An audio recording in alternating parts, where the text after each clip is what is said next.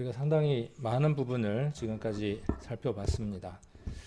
어제까지 이전 일 그리고 장차 당할 일들을 살펴보는 시간을 가졌고, 오늘부터는 마음과 우리의 행위 또 삶 전체를 감찰하시는, 내려다보시는 하나님 앞에 우리의 모습들이 어떤 모습들인지를 확인해 보는 시간을 가지려고 합니다.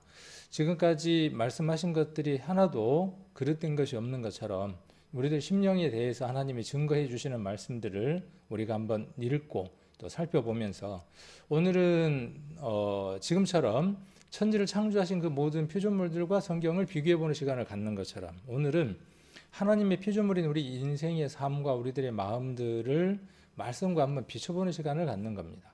그래서 우리의 삶이 하나님 앞에 어떠한지를 돌아보는 시간을 가지면 좋겠습니다. 우리 인생을 이렇게 한번 얘기해 볼 수 있습니다. 아버지의 품을 떠나버린 아들의 모습과 같다고 한번 생각을 해볼 수 있을 겁니다. 아버지의 품을 떠난 아들을 가리켜서 우리는 불효자라고 이야기를 합니다. 그 불효자가 효도를 할 수 있는 첫 관문은 아버지에게로 다시 돌아오는 것입니다. 그가 아버지를 떠난 상태에서 어떠한 삶을 살고 무엇을 해드린다고 할지라도 그것은 아버지의 마음을 여전히 아프게 할 뿐입니다. 하나님 앞에도 우리가 마찬가지입니다. 하나님에게 모든 것을 드린다고 할지라도 하나님하고의 관계가 개선되어져서 하나님을 내 아버지라고 부를 수 있고 그 아버지의 집에 합당한 자로 소유되지 아니하면 그 나머지 삶은 무의미한 겁니다. 남편이나 아내가 남편을 떠났을 때, 남편은 아내의 품을 족하게 여겨야 되고 아내는 남편의 품을 사모해야 하는데, 반대로 남편은 다른 여자는 다른 남편을 품고 혹은 나가서 산다 그러면 그 부부의 관계는 이미 깨어져 버린 겁니다. 성경은 호세아 선지자를 통해서 또 많은 구약의 선지자들을 통해서 이스라엘을 향해서 뭐라고 말씀하시느냐 하면 간음한 백성이라고 이야기를 합니다. 하나님의 품을 떠나버린 아내라고 표현을 합니다. 하나님을 신랑이라고 표현하시고 이스라엘을 신부로 표현하시면서 그들이 하나님의 품을 떠났다라고 이야기를 합니다. 그 하나님의 품을 떠난 여자가 암만 좋은 일을 한다고 할지라도 남편은 여전히 기쁠 수 없습니다. 그 아내가 모든 삶을 정리하고 지나간 시간들이 잘못되었음을 정리하고 남편의 품으로 돌아오는 것, 그것이 남편의 마음을 기쁘게 하는 것입니다. 그래서 오늘은 우리가 이 두 가지 초점에서 한번 살펴보려고 하는 겁니다. 아버지의 품을 떠난 아들, 또 남편을 떠난 아내의 모습들이 어떤 모습들인가 하는 것들을 한번 살펴보는 시간을 가져보려고 합니다. 자, 여기를 한번 보시면 인생은 누구든 한번 태어납니다. 이 세상에 지금 생명을 갖고 태어나는 사람들 가운데에 출생이 없는 사람은 아무도 없습니다. 한 번에 생일을 다 가지고 있습니다. 성경은 이렇게 시편에서 이야기를 합니다. 시편에서 말씀하시기를 다윗이 이렇게 이야기를 했습니다. 다윗이 간음죄와 살인죄를 범하고 난 이후에 나단 선지자의 책망을 듣고 난 이후 그가 왜 그렇게 큰 죄악을 하나님 앞에 범했을까 하는 것을 고백하면서 이렇게 이야기를 합니다. 내가 죄악 중에서 출생하였다. 그리고 어머니가 죄 중에서 나를 잉태하였다. 어머니가 아이를 임신했는데 그 아이가 죄라고 하는 덩어리를 가지고 태어났다는 겁니다. 잉태했다는 겁니다. 그리고 출산을 했는데 죄가 출산되어진 겁니다. 그래서 죄악 중에 출생했다라고 이렇게 이야기를 하고 있습니다. 아담 안에서 태어나는 모든 사람들이 죄의 속성을 갖고 태어나는 겁니다. 다윗은 이 사실을 깨달았습니다. 아담과 하와가 하나님을 거스렸던 그 사건이 자기 안에 그대로 들어있어서 죄의 본능이 죄를 지을 수밖에 없는 인생이라고 하는 사실을, 하나님께서 그를 붙들어주지 아니하면, 하나님이 계시는 그곳에 하나님으로부터 통제를 받지 아니하면 죄가 자기를 통제할 수밖에 없다는 사실을 깨닫고 시편에 그렇게 기도한 내용입니다.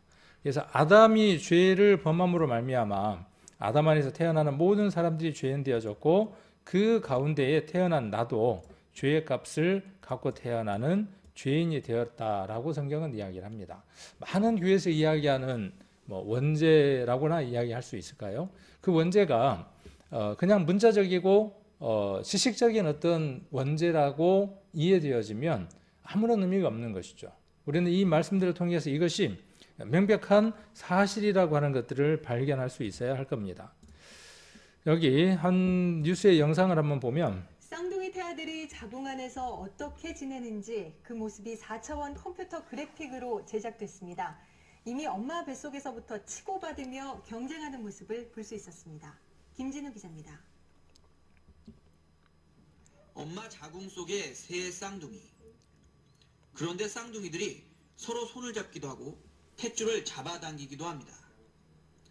때로는 서로 발로 차고 이를 막기 위해서 얼굴을 손으로 가리기도 합니다. 뱃속에 있던 베넷 부부 우리는 많은 학설들을 갖고 있습니다. 사람은 태어나면서부터 뱃속에 있을 때부터 선하냐 악하냐, 태어나고 난 이후에 악해지는 것이냐, 뭐 이런 것들에 대한 학설들이 있는데 성경을 무엇이라고 이야기하느냐 하면 사람은 어머니 뱃속에 있을 때부터 악의 성분을 갖고 있다. 그 이유는 무엇 때문이냐 하면 아담에게 유전된 죄 때문이다라고 이야기를 합니다. 여기도 보면 그 새 쌍둥이가 다른 거죠. 이미 뱃속에 있을 때부터 어떻게 하느냐 하면 한 아이는 이단 접착이 들어가고 한 아이는 맞고 하는 걸 볼 수 있습니다.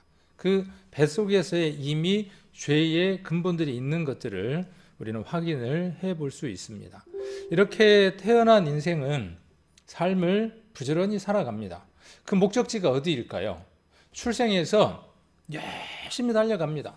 서울에서 부산으로 가는 열차는 목적지가 어디냐 하면 부산이라고 하는 목적지를 갖고 있는 거죠.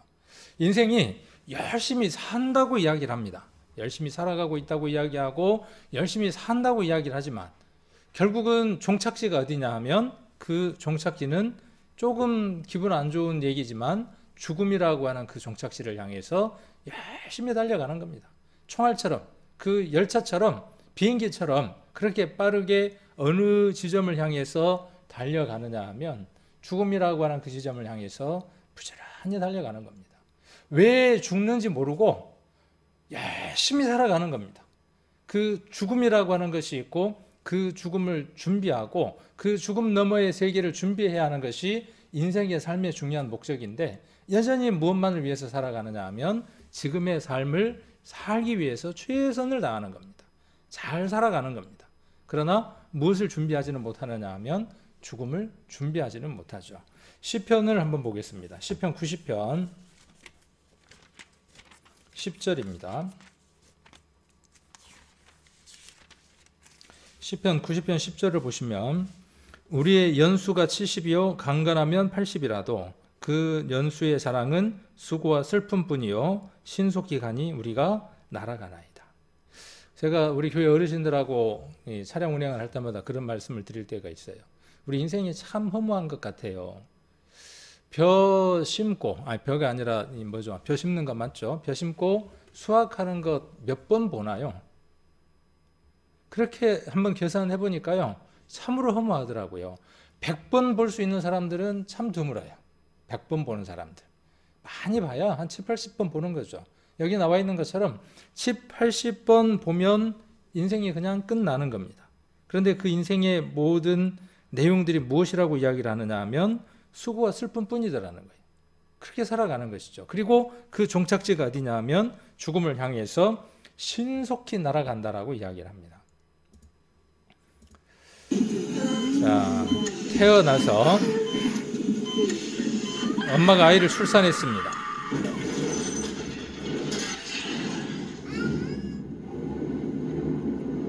누가 이 영상을 만들었는지 잘 맞는 것 같아요. 날아가면서 아이가 청년이 되고 청년이 장년이 되고 또 노인이 되고 늙어서 무덤 속으로 바로 들어갑니다.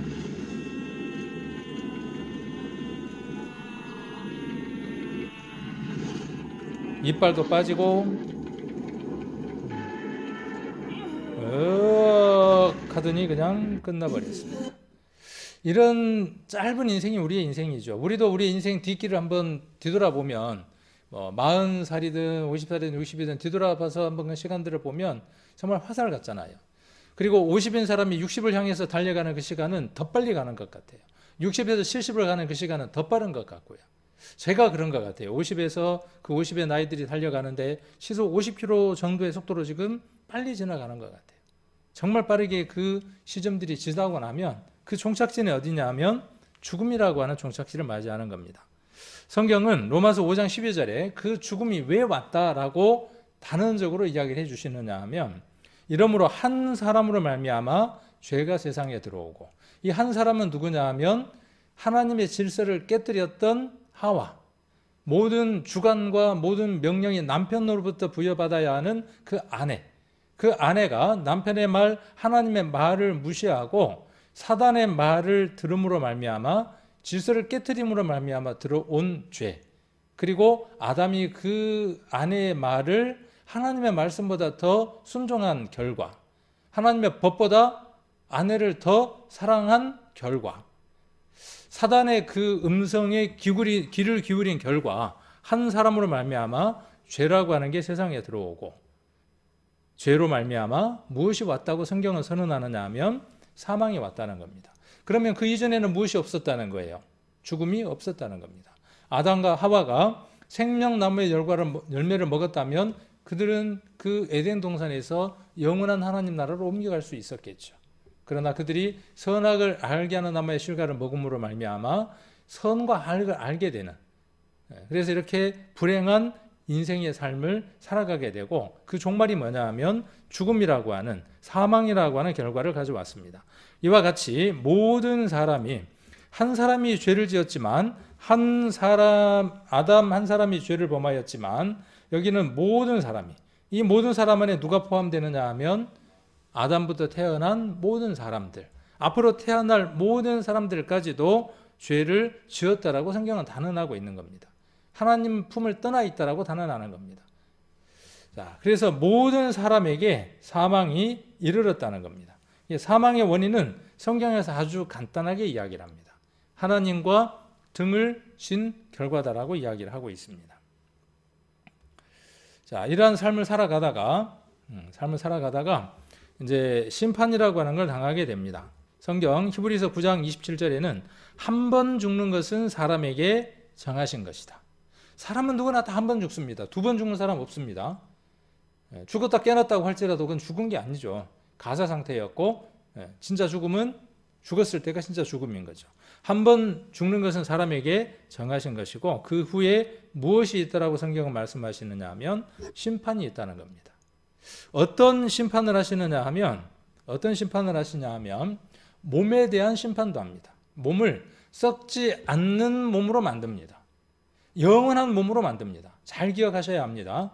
이 몸이 없어져 버리는 게 아니라 몸이 썩지 않는 몸으로 부활되어져서 심판을 받는 겁니다. 그리고 무엇도 있는 상태에서요, 지정의가 있는 상태에서 지옥을 갑니다. 심판을 받습니다. 고통스러워합니다. 너무나 고통스럽지만 물 한 방울 적셔달라고 말하지 못합니다. 양심이 있기 때문에. 그래서 혼도 심판을 받는 겁니다. 그가 어떠한 마음으로 살았는가에 대한 값도 치러야 하는 겁니다. 그리고 그 영이 하나님의 것으로 회복되지 않았을 경우에 그 사람은 어떠한 결과를 맞느냐 하면 영원한 심판이라고 하는 결과를 맞게 되는 겁니다. 그래서 마태복음 10장 28절에 몸은 죽여도 영혼은 능히 죽이지 못하는 자를 두려워 말고 오직 몸과 영혼을 능히 지옥에 멸하실 수 있는 이, 잘 한번 우리가 말씀을 들어봅시다. 몸과 영혼을 능히 지옥에 멸하시는 분이에요. 그분을 두려워하는 겁니다. 이 두려움이 없는 사람은 하나님을 온전하게 만날 수 없습니다. 오늘 이 말씀을 듣는 가운데에 하나님이 어떤 분인지를 발견하신다면 하나님은 능히 몸도 혼도 영도 지옥에 멸해서 벌하실 수 있는 분이구나. 내가 그 값을 갖고 있구나. 내가 그렇게 열심히 살아가려고 했지만 아담이라고 하는 그 흐름 속에서 내가 태어난 존재이기 때문에 내가 그런 삶을 살아갈 수밖에 없구나. 그렇다면 내가 하나님에게로 돌아가야 되겠구나 하는 그 마음이 없는 사람은 하나님의 심판을 피할 길이 없습니다. 그래서 한 영혼은, 그러니까 영과 혼과 몸은 어디로 가느냐 하면 천국으로 갑니다. 자, 또 한 몸과 혼과 영은 어디로 가느냐 하면 지옥으로 갑니다. 우리가 이걸 잘 기억해야 합니다. 그러면 죄가 있는 사람, 죄의 문제를 해결하지 못한 사람이 지옥 가고, 죄의 문제를 해결한 사람이 천국을 가는 겁니다. 죄의 문제가 해결되어지는 것은 언제 해결하는 거냐 하면 죽는 순간에 해결하는 것이 아니라 살아있는 삶을 살아가는 동안에 하나님하고의 관계가 개선되어지면서 죄의 문제가 해결이 되는 겁니다. 그 죄의 문제가 해결되어졌을 때에 집 주인이 바뀌는 겁니다. 여러분의 집의 주인이 누굽니까? 많은 사람들은 자기가 이 집의 주인이라고 생각을 합니다. 자, 그렇다면 여러분 마음 먹은 대로 되던가요? 이 몸이 내 거라면, 내 마음대로 된다면, 내 거라면 내 마음대로 되던가요? 아니에요. 내 거 아니에요. 실은 나를 주관하고 있는 어떤 강한 힘이 있는 겁니다. 강한 존재가 있는 겁니다. 그래서 어느 사람은 사단이라고 하는 영에 사로잡혀서 살아가는 겁니다. 그러면 이 집은 누가 주인이냐 하면 사단이 주인인 겁니다. 예수님이 요한복음 8장에서 너희는 너희 아비 마귀를 따른다라고 이야기를 했습니다. 그러니까 세상에는 이렇게 집이 있습니다. 이렇게 흙집이 있는데 두 집이 있는 겁니다. 딱 두 집만 있는 겁니다. 한 집은 어떤 집이냐 하면 마귀집. 그런데 스스로는 어떻게 생각하고 살아가는 겁니까? 이 집이 내 집이라고 생각하고 살아가는 겁니다. 나는 자발적이라고 생각하고 자유가 있다고 생각을 하는 겁니다. 나는 내가 하고 싶은 대로 하고 살아간다고 생각을 합니다. 그러나 실은 속은 것이죠. 누구에게요? 그를 지배하고 있는 악의 영에게 속고 있는 겁니다. 그 악의 영은 아름답고 천사처럼 가장해서 인생을 망가뜨리고 있는데도 불구하고 어느 날 이 사실을 깨닫고 누구에게로 향하게 됩니까? 하나님에게로 향합니다. 그 하나님에게로 향했을 때 하나님이 우리를 누구의 처소로 삼아주시느냐 하면 자기 집으로 삼으시는 겁니다. 고린도전서 3장을 한번 보겠습니다. 고린도전서 3장. 만일 여러분이 이 집이 아니다면 어떠한 사람일지라도, 교회를 얼만큼 다녔든 어떠한 사람일지라도 그는 영원한 불못 속으로 던져져야만 합니다. 고린도전서 3장 9절을 한번 보시면 이렇게 기록되어 있습니다. 3장 9절에 보시면 우리는 이라고 이야기를 하고 있습니다. 이 우리는 누구냐 하면 바울과 함께 된 믿음을 가진 사람들, 예수 그리스도를 주로 모시고 하나님을 주인으로 모신 분, 그분을 지금 이야기하는 겁니다. 우리는 하나님의 동력자들이요 너희는 하나님의 밭이요. 이 너희도 누구냐면 고린도 교회 성도들을 지금 이야기하고 있는 겁니다. 너희는 하나님의 밭이고 하나님의 무엇이라고 이야기하느냐 하면 집이라고 이야기를 합니다. 그러니까 이 세상에는 두 집만 있는 겁니다. 하나님의 집이냐 마귀의 집이냐. 마귀의 집이니까 마귀가 득실득실하겠죠. 하나님의 집이니까 그곳에는 누가 역사하시겠습니까? 하나님의 영이 역사하는 집입니다. 그래서 거기를 성전이라고 이야기를 합니다. 교회가 성전이 아니라 하나님이 계시는 집이 성전인 겁니다. 어떤 사람이? 하나님을 만난 사람이. 이 사람이 어디로 가는 겁니까? 이 사람이 그대로 천국으로 가는 겁니다. 그러니까 천국은 언제 확신이 되는 거냐 하면 하나님을 만나고 모시는 날 그 사람의 집이 천국이 되는 겁니다. 그가 하나님 나라로 옮겨지는 겁니다. 이 문제가 해결되지 않는 사람은 영원한 사단의 집이 되어져서 그 사단이 원하는 삶을 살아가는 겁니다. 요한계시록 18장을 한번 보겠습니다. 요한계시록 18장 2절입니다. 18장 2절을 보시면 힘센 음성으로 외쳐 가로되 무너졌도다 무너졌도다 큰 성 바벨론이여 귀신의 처소와 각종 더러운 영에 모이는 곳과 각종 더럽고 가증한 새에 모이는 곳이 되었도다. 이 세상을 가리켜서 바벨론이라고 지금 이야기를 하고, 이 바벨론 하나님을 대적하는 세력을 바벨론이라고 이야기를 합니다. 사단의 세력 속에 갇혀져 있는 사람들을 바벨론이라고 이야기를 합니다.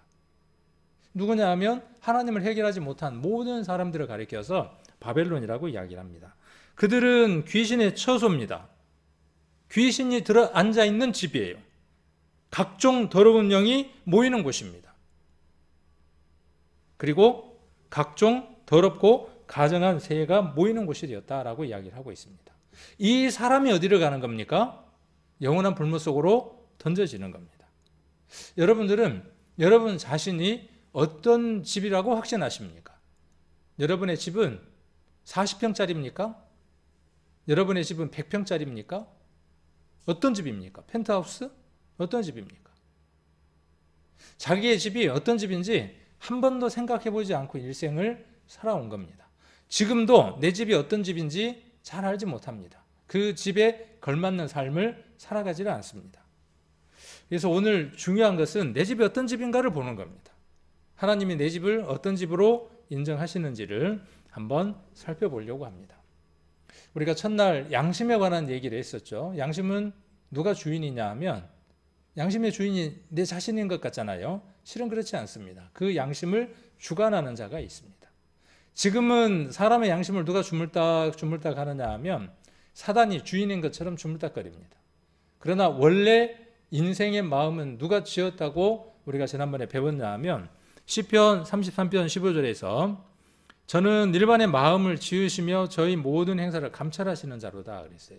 그래서 일반의 마음을 누가 지었냐 하면 하나님이 지으셨어요. 전도서에는 하나님이 사람의 마음을 어떻게 지으셨느냐 하면 아주 정직하게 지었다 그랬어요. 그런데 누가 꾀를 넣어줬습니까? 사단이 꾀를 넣어줬어요. 그 꾀에 넘어가서 지금 이 삶을 살아가는 겁니다. 그래서 저는 일반의 마음을 지었다라고 말씀하셨기 때문에 사람의 마음이 어떤 상태가 되어져 있는지 너무나 잘 아시는 겁니다. 에레미야 17장 9절로 10절인데 여기 램이 빠졌네요. 미스프린트가 됐네요. 만물보다 거짓되고 심히 부패한 것은 마음이다. 자, 이 마음, 누구의 마음일까요? 만물보다 거짓되고 심히 부패한 것은 마음이다 그랬는데 이렇게 이야기하면 뭐라고 이야기하느냐 하면 네 마음인갑다. 이번에 그 정인이 엄마인갑다. 이번에 그 애를 그렇게 두들겨 편 엄마인갑다. 그렇게 생각을 하는 겁니다. 누구 마음은 생각해 보지 않고요. 내 마음을 생각해 보지 않는 겁니다. 내 마음.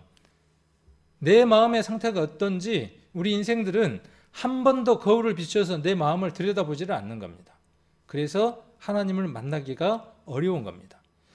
만물보다 거짓되고 심히 부패한 상태, 거짓되고 심히 부패해 있는 상태가 누구의 마음이라는 것이냐면 하나님을 떠난 인생의 마음이라는 거예요. 누가 능히 이를 알리오마는 나 여호와의 심장을 살피며 폐부를 시험하고 각각 그 행위와 그 행실대로 갚아주시는 겁니다. 그대로 갚아주시는 겁니다. 부자와 나사로 이야기를 통해서 우리는 많은 교훈을 얻습니다. 부자는 어떤 사람이냐 하면 그 마음 안에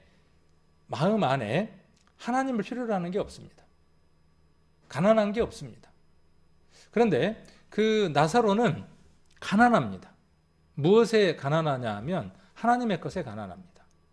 그래서 하나님의 도우심이 없으면 살 수 없는 사람. 나사로라고 하는 이름의 뜻이 그렇습니다. 하나님의 도우심이라는 뜻입니다. 하나님의 도우심 없이는 하루도 살아갈 수 없다고 하나님을 향해서 간절히 살아간 그 사람. 그 사람이 영원한 하나님 나라로 옮겨졌던 것들을 볼 수 있습니다. 사람의 마음 안에 있는 것들이 어떤 것인지 중요한 것이죠. 시편 73편 27절에는 이렇게 말씀하고 계십니다. 대저 주를 멀리하는 자는 망하리니. 그렇죠? 대저 주를 멀리하는 자는 망하는 겁니다. 아들이 아버지를 멀리하고 아내가 남편을 멀리하고 남편이 아내를 멀리한다면 그건 망하는 겁니다. 그 관계는. 자, 그리고 여기는 특별히 음녀같이 그랬어요. 음녀라고 하는 것은 이것은 뭐냐면요. 남녀의 관계 속에서 해당되는 얘기입니다. 음녀같이 주를 떠난 자를 주께서 다 멸하셨나이다 그랬어요. 어떤 사람을 하나님 심판하시느냐? 에덴 동산도 그렇고 소돔과 고모라도 그렇고 노아 때도 마찬가지입니다. 어떤 자? 하나님과 동행하지 않는 자. 부부가 남편과 동행하지 않고 아내와 동행하지 않고 옆집 아저씨하고 동행하고 옆집 아줌마하고 동행한다면 그건 망하는 겁니다. 그 집안은 쫄딱 망하는 겁니다. 마찬가지입니다. 우리 인생도 하나님을 떠난 상태를 시편에서 뭐라고 말씀하시느냐 하면 음녀 같다는 거예요. 음녀 같다 이렇게 말씀하고 계십니다. 그래서 인간의 마음의 상태가 어떤지를 조금 더 살펴보도록 하겠습니다. 인간의 마음 상태니까 누구 마음요? 뒷집 아저씨? 앞집 엄마? 네. 저와 여러분의 마음을 한번 들여다보자는 겁니다. 현미경을 가지고 아주 미세한 것을 가지고 우리들 속을 한번 들여다보면 죄를 가득 품은 마음이 누구의 마음이냐 하면 저와 여러분의 마음입니다. 이것을 깨달은 사람이 하나님께 은혜를 입었습니다. 그 은혜를 입은 사람이 누구냐 하면 다윗이었다고 시편에 기록하고 있고 구약 성경에서 말하고 있는 겁니다. 나단 선지자가 너는 어떤 놈이냐 하면 아주 추하고 더러운 놈이야. 악한 놈이야. 왕이 되어서 가난한 사람의 것을 빼앗는 아주 나쁜 놈이야. 그렇게 이야기를 했을 때 다윗은 너희 놈! 하고 목을 친 게 아니라 하나님 앞에 엎드려서 자기의 죄를 사보게 합니다. 그리고 그가 하나님께 은혜를 입습니다. 우리 인간 안에 마음속에 사람의 마음에서 나오는 것이 악한 생각이 가득 들어 있습니다. 음란이 들었고 도적질이 들었고 살인이 들었고 간음이 들고 탐욕이 들고 악독이 들고 속임이 들고 음탕이 들고 흘기는 눈은 어떨 때 흘기던가요? 아시는 분은 해보신 분이에요. 아는 분이에요.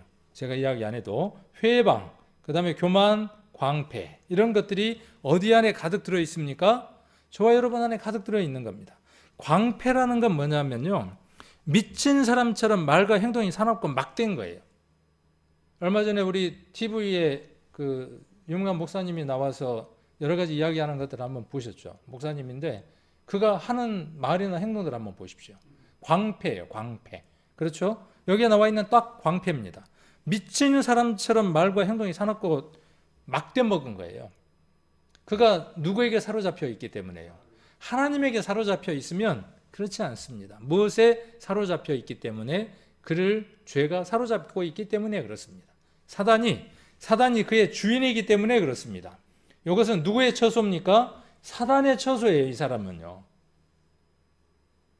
그 처소 안에 있는 모습들이 이런 것들이 가득 들어있다가 손대면 턱하고 터질 것만 같은 그대 그러면서 건들면 튀어 올라오는 겁니다.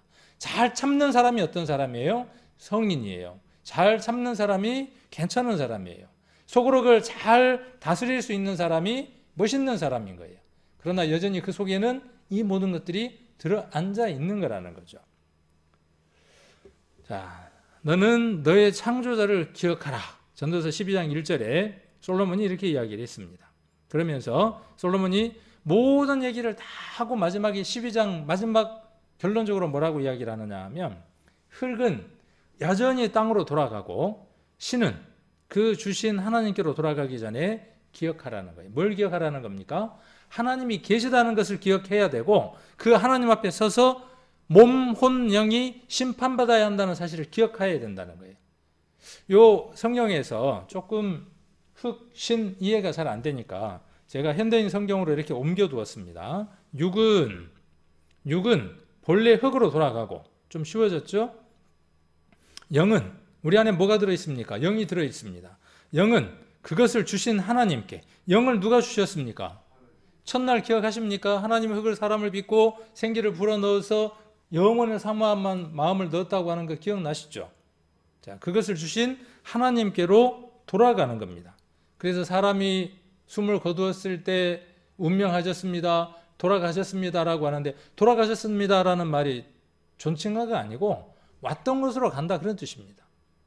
그 왔던 곳 어디로? 하나님에게로 가야 하지만 그 심판 이후에 영원한 불못 속으로 던져지는 자가 있는가 하면 하나님이 계시는 나라로 가는 자도 있을 겁니다. 욥기에서 욥은 이렇게 고백을 했습니다. 욥기에서 이렇게 기록하고 있습니다. 나의 이 가죽 이것이 썩은 후에 내가 육체 밖에서 하나님을 보리라. 여기 내가가 누굽니까? 내가, 나는. 이 가죽이 납니까? 이 가죽이 나예요? 아니에요. 이 육체가 납니까? 아니에요. 이 안에 있는 하나님의 형상을 닮은 영, 이 영에 의해서 혼은 반응하는 겁니다. 그리고 이 혼이 뭘 지배하고 살아가느냐 하면 몸을 지배하고 살아가는 겁니다. 그래서 이 영이 어떤 상태이냐가 참으로 중요한 것이죠. 누구에게 소속되어졌고 누구의 것이냐는 것이죠. 그래서 육체 밖에서 누구를 만나야 하느냐 하면 반드시 하나님을 만나는 겁니다. 공통적으로 솔로몬도 그렇게 이야기하고 있고 욥기에서도 그렇게 지금 이야기를 하고 있습니다. 잠언 15장 3절에는 여호와의 눈은 어디서든지 악인과 선인을 감찰하신다 그랬어요. 감찰반 띄울 필요도 없어요. 하나님은 CCTV 달 필요 없어요. 세상에는 CCTV가 있으면서 많은 사람들이 어떻게 돼요? 양심적인 사람들이 되더라고. 교통사고 내고도 어떻게 해요? 아니면 차를 살짝 긁고도 어떻게 해요? 옛날 같으면 가버려. 요즘은요. 갔다가는 난리나. 뭐가 있으니까. 당신의 모든 것을 관찰하고 있는 카메라가 여기저기 다 붙었으니까. 참 많은 일들을 합니다. 그러나 누가 보고 계시다는 사실은 사람들이 인지하지 않고 살아가는 거죠. 여호와의 눈, 그 CCTV보다 수천 수만 배 뛰어난, 저장 용량도 무한대, 땡겨서 볼 수 있는 줌도 무한대, 그분이 선인과 악인을 감찰하신다 그랬어요. 여러분들은 악인입니까? 선인입니까? 선은 하나님을 기쁘게 드릴 수 있는, 하나님과 동행하는 삶을 살아가는 사람이 선인입니다. 악인은 어떠한 자냐 하면 하나님의 음성을 거스리고 하나님께로 방향을 틀지 않는 사람이 악인입니다. 그 모든 것들을 감찰하시는 분이 하나님이고 그분의 눈입니다. 사무엘상 16장 7절에는 여호와께서 사무엘에게 이르시되 그 용모와 신장을 보지 말라. 내가 이미 그를 버려놓으라. 나의 보는 것은 사람과 같지 아니 사람은 외모를 보거니와 나 여호와는 중심을 보느니라. 하나님은 중심을 보는 분이다. 사람은 뭘 본다? 외모를 본다. 이 말을 오해하는 분들이 있더라고요. 하나님이 중심을 보시니까 어떻게 행동을 해도 상관없는 거구나 이렇게 오해합니다. 사람은 외모를 보니까 사람한테는 중심이 별로 중요한 게 아니구나 이렇게 오해들을 합니다. 아닙니다. 하나님은 외모도 보시는 분이에요. 그리고 무엇도 보시는 분이에요? 중심을 보실 수 있는 분이에요. 이 말의 의미는 무엇이냐 하면 사람은 중심을 볼 수 없어. 사람은 사람의 마음을 볼 수 없어. 그러나 하나님은 무엇을 보실 수 있어요? 사람의 마음을 볼 수 있어. 그런 뜻입니다. 그러므로 우리는 사람에게 다가갈 때에 무엇으로 다가가야 되느냐 하면 바른 외모를 갖고 다가가야 합니다. 하나님 앞에 우리가 나아올 때는 우리의 중심을 보신다는 생각으로 우리가 중심 가운데에서 하나님을 볼 수 있도록 나아가야 합니다. 그래서 우리는 사람과 하나님 앞에 설 때에 경건한 바른 어떤 외모로, 바른 마음가짐으로 나아가야 하는 것이죠. 사람에게도 하나님에게도. 그래서 하나님이 기뻐하는 사람은 어떤 사람이냐 하면 하나님에게도 사랑을 받고 사람에게도 사랑받는 사람이 온전한 사람인 겁니다. 하나님에게는 사랑받는데 사람들에게는 손가락질을 받아. 그건 문제가 있는 겁니다. 사람에게는 정말 칭찬을 받는데 하나님에게는 손가락질을 받아. 그것도 아닌 거예요.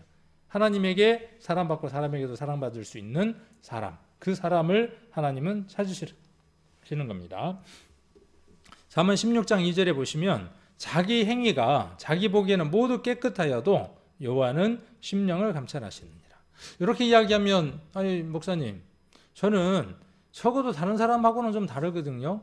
여태껏 한 번도 욕도 안 하고 여태껏 한 번도 미워하지도 않고 여태껏 뭐 특별히 내가 누구한테 해를 끼쳐서 법에 접촉을 받을 만한 일을 한 적이 없어요. 이렇게 이야기할 수 있습니다. 사실일 수 있고 사실일 겁니다. 그런 사람도 있습니다. 그러나 성경은 뭐라고 말씀하시느냐 하면 그거는 기준이 어디에 있는 거예요? 자기에게 있는 겁니다. 자기에게 있는 거예요. 그런데 하나님의 기준으로 보았을 때에도 온전하냐는 것이죠. 그래서 여호와는 무엇을 보시느냐 하면 그의 마음의 중심을 보시는 분입니다. 로마서 1장 28절에 또한 저희가 마음에 하나님 두기를 싫어하며 하나님께서 저희를 그 상실한 마음대로 내어버려 두사 합당치 못한 일을 하시게 하셨으니. 이 상실한 마음이라는 말이 아주 중요합니다. 세상 모든 사람들이요, 왜 하나님을 두기 싫어하는지 아십니까? 왜 합당치 못하는 일을 지금 하고 있는지 아십니까? 그 답을 우리는 로마서 1장 28절에서 찾아야 합니다. 그 답이 어디에 있느냐 하면 상실한 마음 때문에 그렇습니다. 이 상실한 마음은 어떻게 해야 되겠습니까? 상실한 마음을 회복해야 하는 겁니다. 상실이라는 말 뜻을 위해서 제가 저기에다가 적어두었습니다. 상실이라는 말은 기억, 정신, 자격, 권리 따위를 잃어버린 거예요. 우리 인생이 어떤 지위와 어떤 위치를 가졌는지를 잊어버린 겁니다. 하나님의 형상으로 지음받았고 하나님과 교제하고 하나님의 사랑을 나눌 수 있는 아주 특별한 존재로 지음받았다는 사실을 잊어버린 겁니다. 상실해버린 겁니다. 그래서 어떤 상태가 되는 겁니까? 하나님도 싫은 거예요. 그리고 무엇도 합당치 못한 일을 하고 살아가는 겁니다. 이번에 이 상실한 마음을 고침을 받아야 합니다. 이 상실한 마음에 권리나 자격이나 정신이나 기억이 온전하게 돌아와서 자기 자리를 찾아가야 합니다. 왜 사단이 되었다고 우리가 배웠습니까? 자기 지위와 자기 처소를 떠난 것이죠. 질서를 무너뜨렸기 때문이죠. 그래서 그가 영원한 형벌을 받는다고 말씀을 드렸습니다. 그와 동료가 된 자가, 그와 동행한 자가 어떤 자냐 하면 이 상실한 마음이 되어진답니다. 어쩌면 저와 여러분 마음 안에 있는 마음일 수 있습니다. 로마서 3장 10절로 12절에 기록한 바 의인은 없나니 하나도 없으며 깨닫는 자도 없고 하나님을 찾는 자도 없고 다 치우쳐 한 가지로 무익하게 되고 선을 행하는 자가 없나니 하나도 없도다 그랬어요. 의인은 없다 그랬어요. 의인은 없다. 의인이라는 말은 무슨 뜻이냐 하면 의인은 하나님이 옳게 여기는 일을 한 사람을 의인이라 그럽니다. 하나님이 무엇을 옳게 여길까요? 의가 무엇일까요? 의라는 말이 옳을 의잖아요. 하나님이 무엇을 옳게 정하셨을까요? 세상 사람들은 나름대로 옳은 걸 정해놨습니다. 그리고 그걸 했을 때 의인이라 그럽니다. 세월호에서 많은 사람이 죽음 가운데 있을 때 자기 목숨을 챙기지 않고 막 도움을 주었을 때 우리는 뭐라고 이야기하느냐 하면 옳은 일을 한 사람이다. 내가 못하는 일을 저 사람이 했기 때문에 옳은 일을 했다. 의인이다. 그렇게 이야기를 합니다. 하나님 앞에 그런 사람이 의인일까요? 아니에요. 하나님이 정해놓으신 의가 있다고요. 그 정해놓으신 의에 대해서는 내일 한번 살펴보도록 합니다. 그래서 의인은 없는 겁니다. 어떤 사람이 없는 거예요, 지금요? 하나님이 정해놓으신 그 오름 안에 들어가 있는 사람이 없는 거예요. 우리는 그 하나님의 오름 안에 들어가기 위해서 오늘 우리가 어떤 그런 삶을 살고 있는지를 돌아보는 겁니다. 그래서 의인은 하나도 없고 깨닫는 자도 없어요. 내가 죄인이라고 하는 사실을 깨닫는 자가 없어요. 이 사실을 깨달으면 얼마나 좋겠습니까? 그리고 하나님을 찾는 자도 잘 없어요. 자, 선을 행하는 자가 하나도 없다 그랬어요. 우리는 이 일을 이루기 위해서 말씀을 상고하고 배우고 있습니다. 로마서 1장 29절로 31절 보시면 모든 불의, 추악, 탐욕, 악의가 가득한 자요. 누가요? 자, 불의와 추악과 탐욕, 악의가 가득한 자가 누구라고 성경은 지금 기록하고 있는 것이죠? 나는 아닌데? 라고 지금 생각하고 싶은 거예요. 서두에도 말씀을 드렸지만 내 마음을 한번 이 말씀에다가 비춰보는 거예요. 진실되게. 누가 지금 내 마음을 들여다보는 사람이 없으니까 하나님이 내 마음을 지금 들여다보시겠다고 들여다보고 계시고 그 들여다본 것으로 지금 기준을 말씀하고 계시는 거니까 솔직하게 마음의 음성으로 예라고 해도 누가 옆에 사람 안 들으니까 오늘만큼은 앞으로도 그래야 되겠지만 하나님 앞에 솔직해야 하겠죠. 자, 시기, 살인, 분쟁, 사기, 악독이 가득한 자예요. 난 살인 안 했는데, 나는 누군가를 나눠 놓은 적이 없는데, 사기친 적이 없는데, 난 독한 사람이 아닌데, TV에서 사람을 죽인 사람을 쳐다보면 뭐라 그래요? 저 나쁜 놈이라고 이야기를 합니다. 과연 오늘 말씀을 통해서 내가 이 살인이나 이런 것에서 자유로울 수 있는 사람인지, 이건 아닐 것 같아. 한번 살펴보도록 합니다. 또 수근수근하는 것, 그렇죠? 얼마나 많은 수근수근을 합니까? 인터넷 댓글에다가도 올리고, 옛날에도 그랬지만 왕도 평민들이 뒤에서 흉을 보고 했죠. 지금 시대는요, 더 그렇죠 뭐. 아주 그냥 사정없이 말해버립니다. 자기 어머니 아버지도 뒤에서 어떻게 해요? 수근수근하고 자기 친형제 자매에 대해서도 수근수근 해버리는 겁니다. 여기에서 자유로울 사람은 없을 겁니다. 비방하는 자요, 하나님의 미워하시는 자요, 능욕하는 자요, 교만한 자요, 자랑하는 자요. 얼마나 많은 자랑을 갖고 있는지 모릅니다. 그것이 어디 속에 들어있다고요? 하나님을 떠난 사단의 처소가 되어진 사람 안에 자랑하는 자라고 하는 게 들었다고요. 그래서 뭐 하나 특별한 게 생기면 말 안 하고는 못 참는 거죠. 악을 도모하는 자고, 부모를 거역하는 자고, 우매한 자고, 배악, 약속을 잘 어기는 자고, 무정한 자고, 무자비한 자예요. 요즘 시대가 정말 그렇죠. 무정하고 무자비한 것 같아요. 지금 시대가 그런 시대로 접어들고 있는 것 같아요. 어제 우리가 마태복음 24장을 배우면서 마지막 시대를 이야기하면서 복음이 온 세계에 전파된다. 그러면서 하나 있었던 말씀이 있습니다. 불법이 성함으로 많은 사람의 사랑이 식어진다 그랬어요. 그 이전보다 사단의 그 힘이 더 활발하게 움직여서 불법이 성함으로 많은 사람의 사랑이 식어진다 그랬어요. 부모와 자식 간의 사랑, 이런 사랑들도 식어가고, 이성 간의 사랑도 식어가고, 남자 사이, 여자와 여자 사이의 우정도 식어가는 겁니다. 로마서 7장 11절에 죄가 기회를 타서 계명으로 말미암아 나를 속이고 그것으로 나를 죽였는지라. 내가 죽은 이유에 대해서 로마서에 이렇게 기록하고 있는 겁니다. 죄가 나를 속인 겁니다. 사단이 나를 속인 겁니다. 그러면 이거 어떻게 해야 할까요?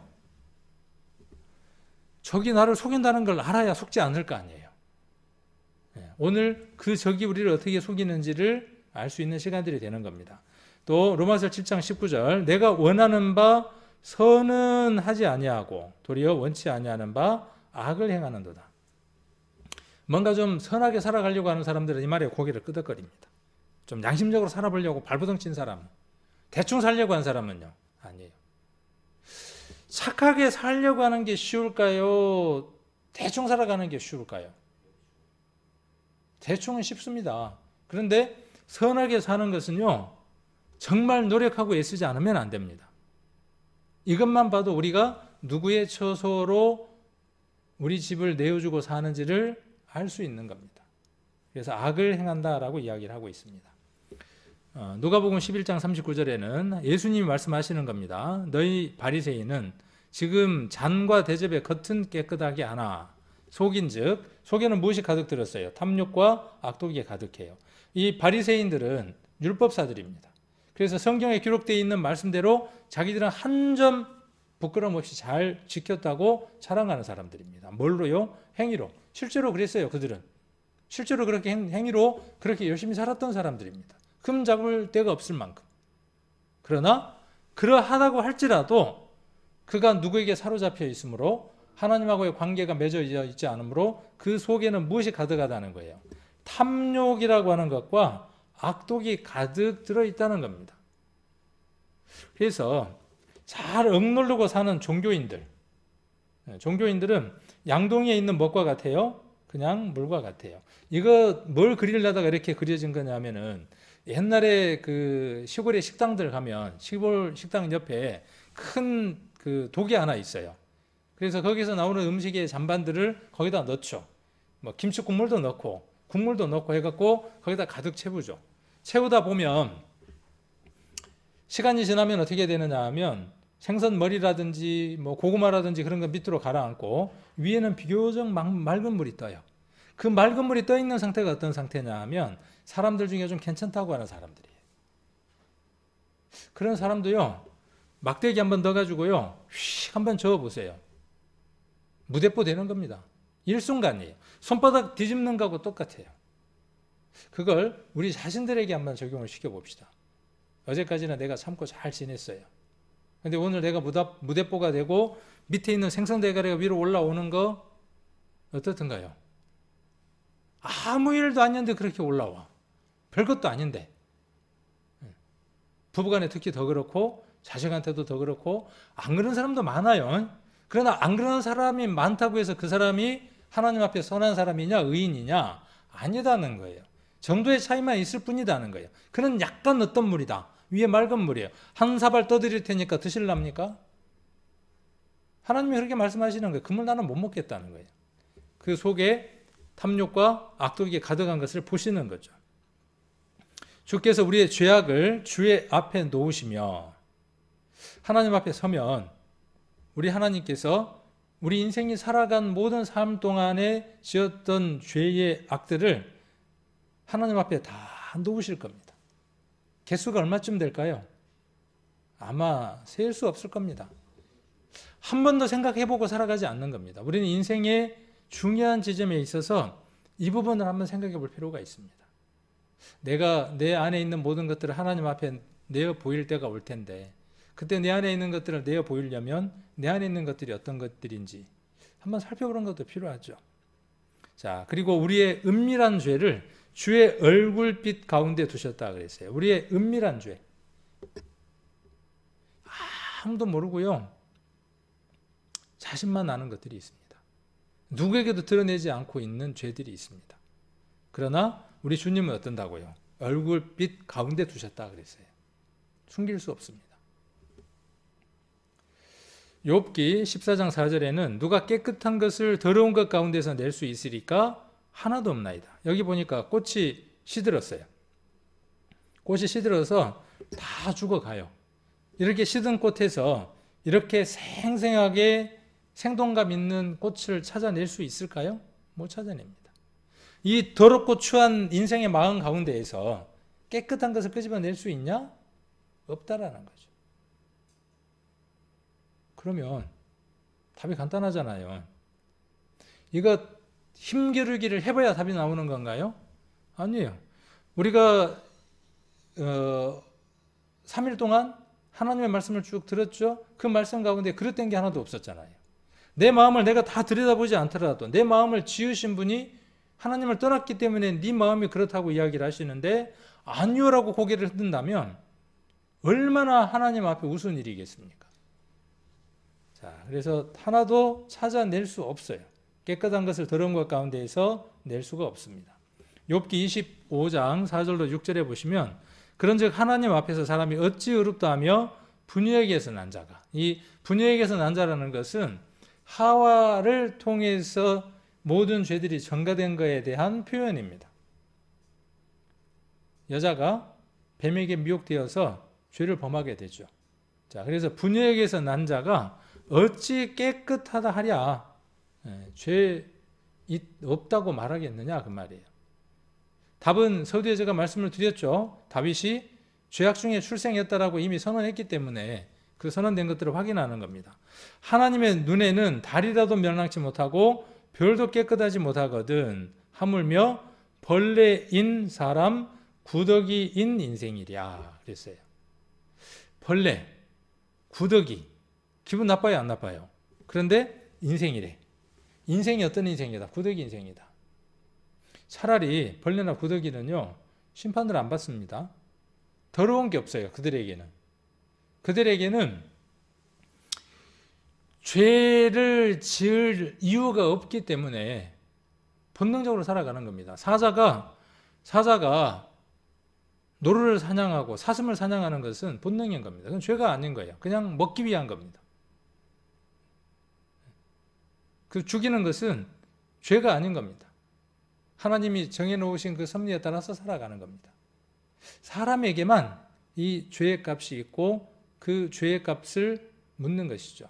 그런데 여기 인간들이 스스로 추하다고 생각하는 벌레, 인간들이 더럽다고 생각하는 구더기, 거기에다가 지금 사람을 비유해 둔 것이죠. 구더기는 뭘 먹고 살던가요? 요즘은 구더기가 없어서 잘 모르더라고. 그래서 사진을 하나 이렇게 가져왔어. 옛날 화장실은요 나무로 돼 있어가지고 나무로 이렇게 세로 가로로 해놓고 판때기 몇 개 얹혀놓고 거기서 볼일을 보죠. 앉으면 여름철에는 눈을 뜰 수 없을 만큼의 향이 올라옵니다. 그리고 앉아있다가 만일에 잘못해서 나무판이 떨어지거나 그러면 똥통 속에 폭 빠지기도 합니다. 간혹 화장실에 가면요 구더기들이 올라와서 대글대글 돌아다니기도 해요. 시골에서 살았기 때문에 저는 잘 알죠. 뭘 먹고 사느냐 하면 똥을 먹고 살아가는 거예요. 여기에 있는 구더기 한 마리가 요 위에 올라와서 여기에 철썩 붙었어요. 붙어갖고 이 구더기 한 마리가 뭐라 그런지 알아요? 야, 똥통 속에 있는 구더기들아, 더러워서 도저히 못 보겠구나. 니들 삶을 보니 맨날 똥이나 먹고 이 똥 같은 구더기들아.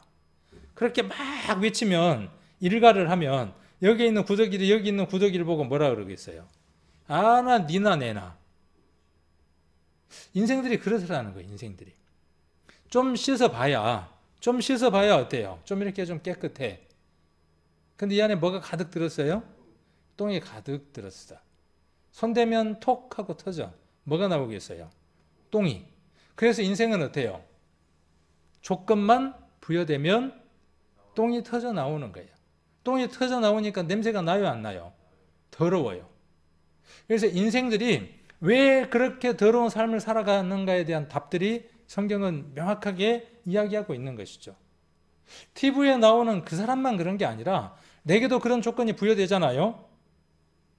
그 사람들이 잘했다고 이야기를 하는 게 아닙니다. 경비원이 예를 들어서 주민한테 맞았다 그 말이에요. 그러면 그 경비원을 때리는 사람도 이유가 있을까요, 없을까요? 도저히 자기는 참을 수 없으니까 어떻게 한 거예요? 똥이 팍 하고 터져갖고 나온 거예요, 그게. 그럼 그 사람만 그럽니까? 경비병을 때린 그 사람만 그래요?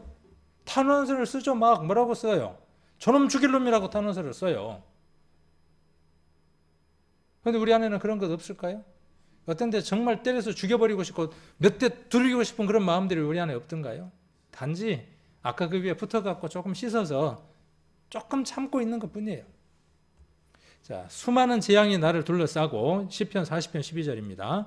죄악이 나를 덮침으로 우러러 볼 수 없으며 죄가 나의 머리털보다 많음으로 내가 낙심하였음이니라. 이 낙심이 참 좋은 단어입니다. 지금은요. 이 낙심이 없는 사람이요 하나님을 맞이할 수가 없습니다. 야, 내 죄가 나의 머리털보다 많구나. 셀 수가 없구나. 자기 머리털 셀 수 있는 사람 대머리는 셀 수 있겠네. 이 머리 셀 수 있는 사람 없습니다. 자기의 죄를 셀 수 있는 사람이 없습니다. 시편 65편 3절에는 죄악이 나를 늘 이겨요. 그러면 어떻게 돼요? 죄를 범하는 겁니다. 죄악을 이길 수 있는 사람이 있을까요? 없을까요? 이만기? 강호동? 그렇게 힘센 사람도요, 다른 사람을 맺힐 수 있는 그 사람도 자기 안에 있는 보이지 않는 그 죄악을 이길 수 있는 힘이 없어요. 간혹 이기기는 이기지만 그건 이긴 게 아니에요. 그저 도사리고 있을 뿐이에요. 자, 그런데 뒤에 답이 있네요. 우리의 허물을 주께서 사해 주시는 일이 이루어지면 되겠죠. 자, 아까는 죄를 가득 품은 사람의 마음이었습니다. 자, 그런데 이제는 회개하는 마음은 이런 사람의 마음입니다. 아, 내 주인이, 아까 주인이 누구였습니까? 사단이 자리하고 있었는데 이 사단을 내가 내어 보내야 하는구나. 그 사단의 졸개가 된 것들을 내 마음 밖으로 내어 보내야 하는데 누가 들어와야 내 마음 안에서 주인 되어져서 그 모든 것들을 밀어낼 수 있을까? 힘든 도둑놈이 집에 딱 눌러앉아 있습니다. 안 나가요. 그러면 어떻게 해야 그 도둑놈을 몰아낼 수 있을까요? 그 도둑보다 강한 힘을 가진 자가 와야 그를 몰아낼 수 있겠죠. 이 안에 사단이 사로잡혀 있는데 사단보다 더 강한 것이 들어오지 않으면 밀어낼 방법이 없는 겁니다. 악인은 그 길을, 불의한 자는 그 생각을 버리고 여호와께로 돌아오라. 자, 여기 어떻게 해야 하는 겁니까? 자, 생각이 문제예요.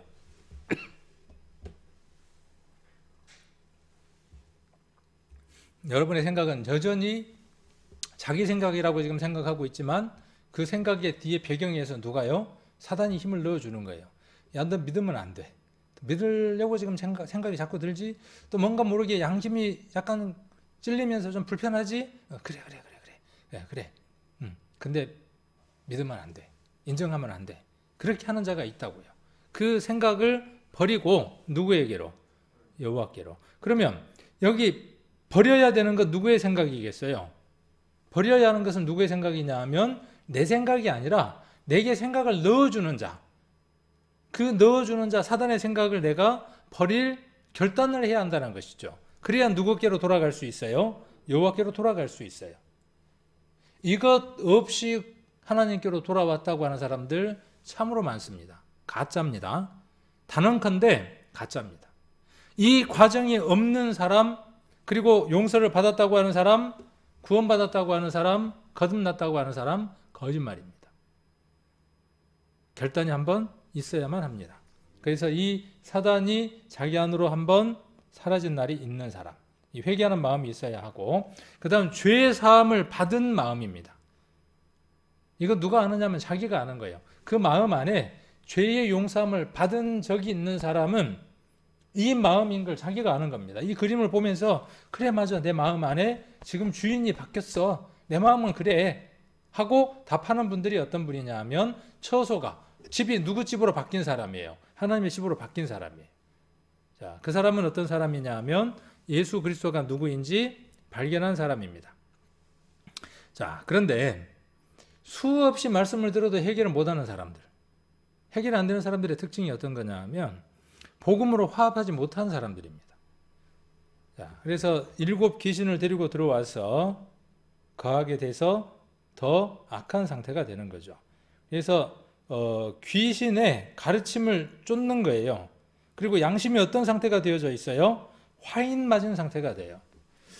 몸에 가려우면 뜩뜩 긁잖아요. 처음 긁을 때는 어때요? 시원해요. 근데 많이 긁으면 어떻게 돼요? 피부가 딱딱해지면서 딱지가 않죠. 그냥 더 긁으면요. 피가 나죠. 그러면 처음 그렇게 됐을 때에는 나중에 딱딱해진 피부를 긁으면 어때요? 감각이 없어요. 그런 상태. 양심이 어떻게 되어져 버린 상태? 굳어져 버린 상태. 그 양심이 미세하게 깨어서 자기 자신을 들여다보지 못하면 구원받을 방법이 없습니다. 그리고 그렇게 구원받았다고 하는 사람은 삶의 변화가 없습니다. 뭔가 많은 문제를 만들어내는 삶을 살아갑니다. 자, 영생을 얻은 의인의 죽음은 이렇게 평안한 가운데에 천사가 와서 그를 받들고 가고, 구원함을 받지 못한 사람은 악한 사자, 잔인한 사자가 와서 그를 데려가므로 그 죽음이 아주 두려운 죽음이 됩니다. 그래서 얼굴이 잿빛이 되어져 있고 어두운 얼굴을 볼 수 있습니다.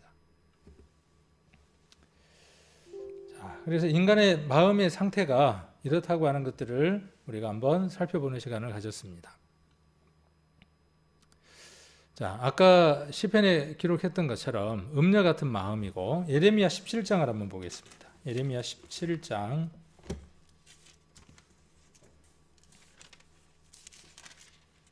13절입니다.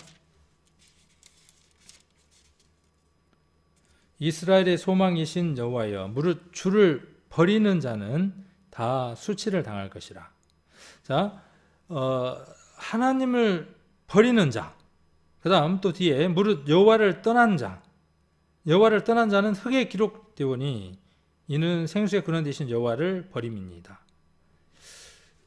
둘 가운데 하나를 선택하는 겁니다. 이전에는 선택할 게 없었어요. 선택지가 없었습니다. 그런데 이제는 선택해야만 하는 겁니다.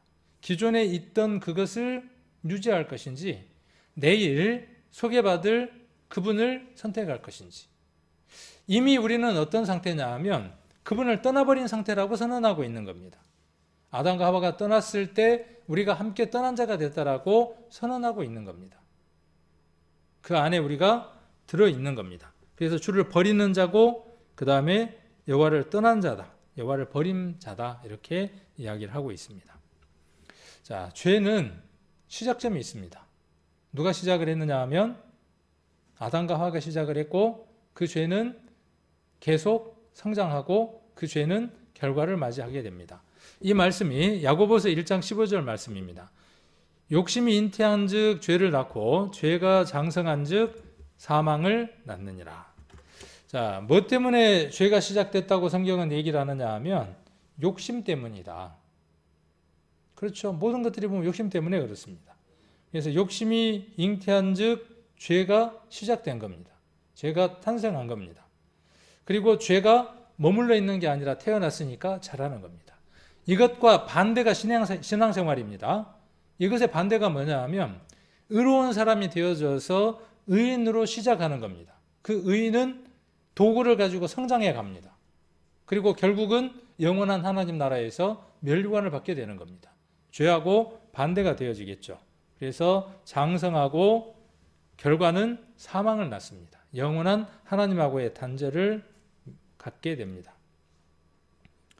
자, 죄의 출발은 아까도 잠깐 봤지만, 죄의 출발은 한 사람, 아담 때문에 죄가 세상에 들어왔고 사망이 들어왔습니다.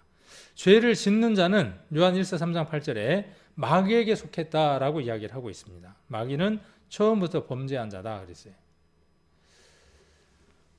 자, 죄의 출발이 이렇게 사람의 마음이 검은 마음이 된 이유가 무엇 때문이냐 하면 땅이여 들으라 내가 이 백성에게 재앙을 내리리니 이것이 그들의 생각의 결과라. 그들이 내 말을 듣지 아니하며 내 법을 버렸음이니라. 예레미야 6장 19절 말씀입니다.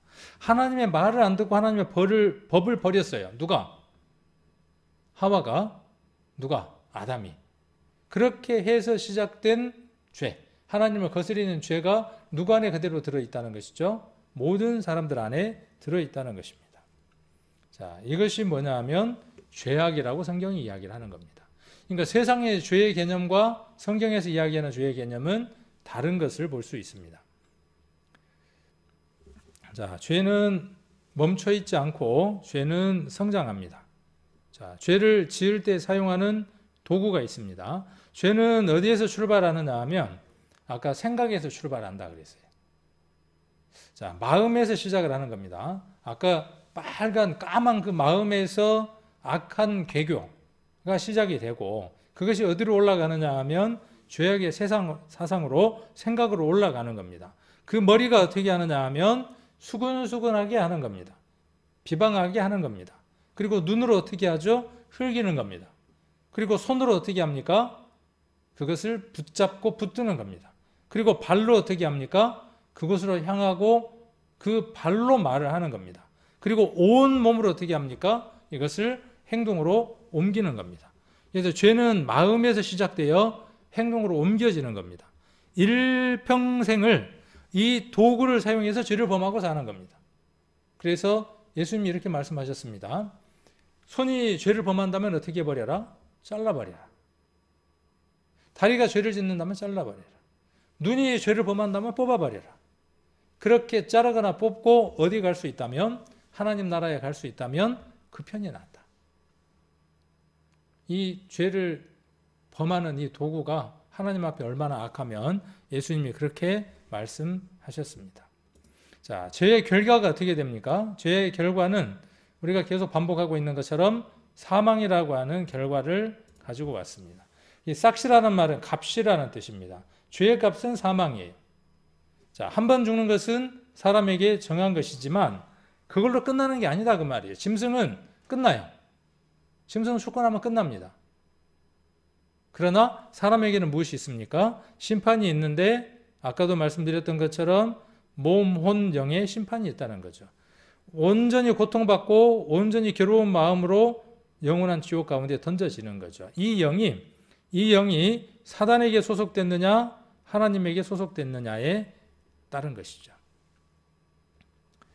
자, 계시록 20장 12절에 내가 보니 죽은 자들이 물은 대수하고 그 보좌 앞에 섰는데 책들이 펴 있고 이것은 어젠가요? 우리가 장사당할 일들을 이야기를 하면서 징조에 대한 얘기도 했고 7년 환란에 대한 얘기도 했고 천년왕국에 대한 얘기도 했고 천년왕국 이후에 새하늘과 새 땅으로 넘어가게 되는데 그 새하늘과 새 땅으로 넘어가기 전에 백보자 심판이 있다고 말씀을 드렸습니다. 하얀 보좌 위에서 하나님이 심판하시는 겁니다.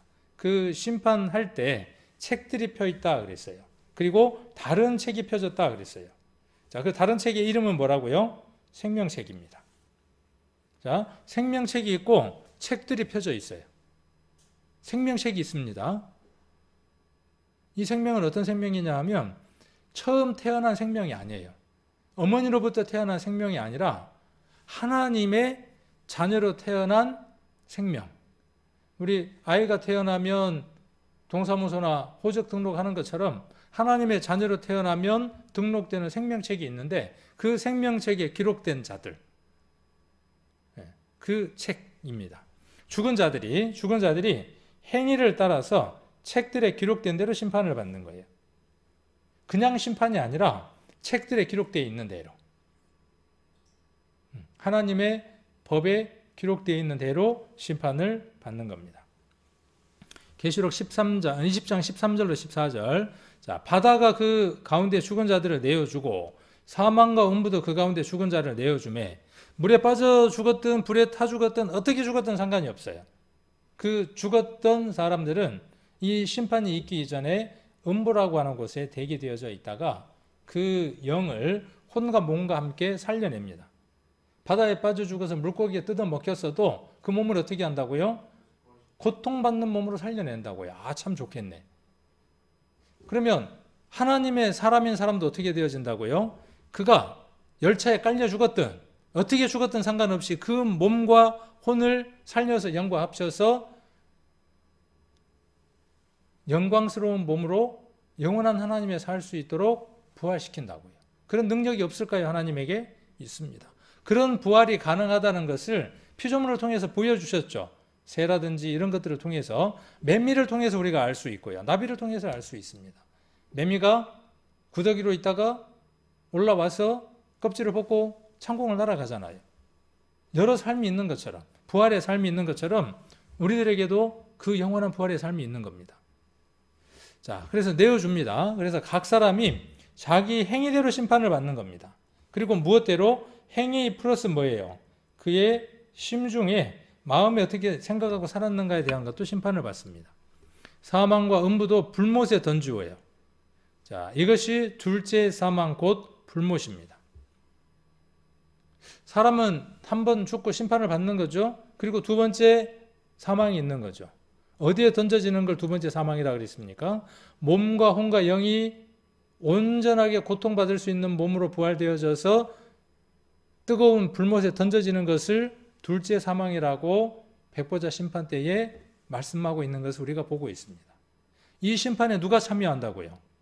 생명책에 기록되지 못한 자, 하나님의 집이 되어지지 못한 자, 사단의 처소가 되어진 자, 귀신의 처소, 사단이 모이는 곳, 온갖 더러운 것이 모여서 추한 상태로 살아가는 것을 선택한 사람에게 주어지는 것이 불못이라고 말씀하고 계시죠.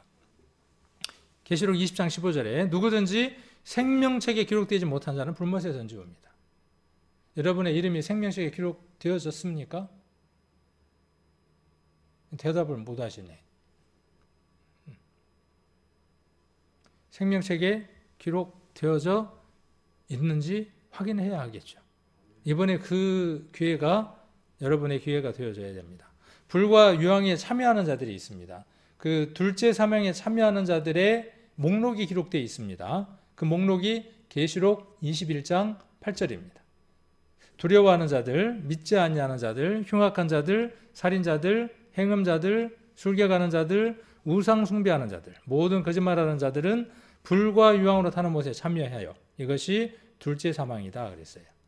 이거를 정리를 해서 한번 봅시다. 자, 두려워하는 자. 어떤 사람이 두려워할까요? 하나님을 믿는 사람일까요? 믿지 않는 사람일까요? 여기 밑에 나왔으니까, 그죠? 밑에 나왔으니까 대답을 잘해야죠. 두려워하는 사람이 하나님을 믿기 때문에 두려워할까요? 안 믿기 때문에 두려워할까요? 밑에 여기 나와 있잖아요. 믿기 때문에 두려운 겁니다. 내가 하나님이 한 분이신 줄 믿느냐? 잘 하는도다. 귀신들도 믿고 떠느니라 이렇게 말씀하고 계시죠. 하나님을 믿지만 그 하나님하고의 관계를 개선하지 못하고 하나님만 알고 살아가는 겁니다. 무서운 하나님, 자기 마음에 들지 않는 하나님, 자기가 그려놓은 하나님, 그래서 불편하고 두려운 분, 그런 사람이 누구냐 하면 두려워하는 자들이에요. 해결되지 못한 자들이에요. 그래서 요한 1서에는 두려움에는 형벌이 있다 그랬어요. 이 사람은 불못에 던지우는 겁니다. 믿지 않는 자는 말할 것도 없죠. 그래도 귀신들은 믿기라도 안 해. 귀신이 믿는다고 천국 갑니까? 못 갑니다. 암만 믿어도 못 갑니다. 하나님이 한 분이신 걸 믿어도 천국 가요, 못 가요? 귀신도 믿는데 그래도 못 간다니까.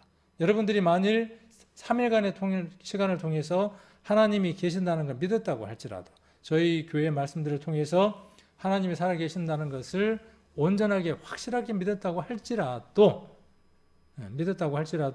그 안에 두려움이 있다면 해결된 게 아닙니다. 그러면 믿지 않는 사람은 오죽하겠습니까?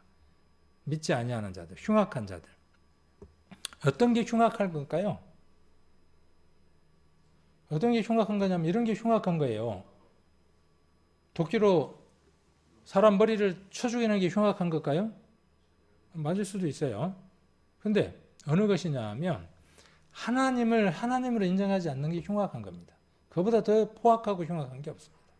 자기를 지었고 자기를 하나님의 형상대로 만들었고 지금도 20여만 가지의 조건을 베풀어서 숨이 붙어서 살아가게 하시는 생명의 근원 되시는 그 하나님을 없다고 발버둥치는 그 사람이 어떤 사람이냐면 흉악한 사람입니다. 아버지가 계시는데 자기 집에 아버지가 계시는데 아버지에게 뭐라고 이야기하느냐 하면 너는 내 아버지 아니야.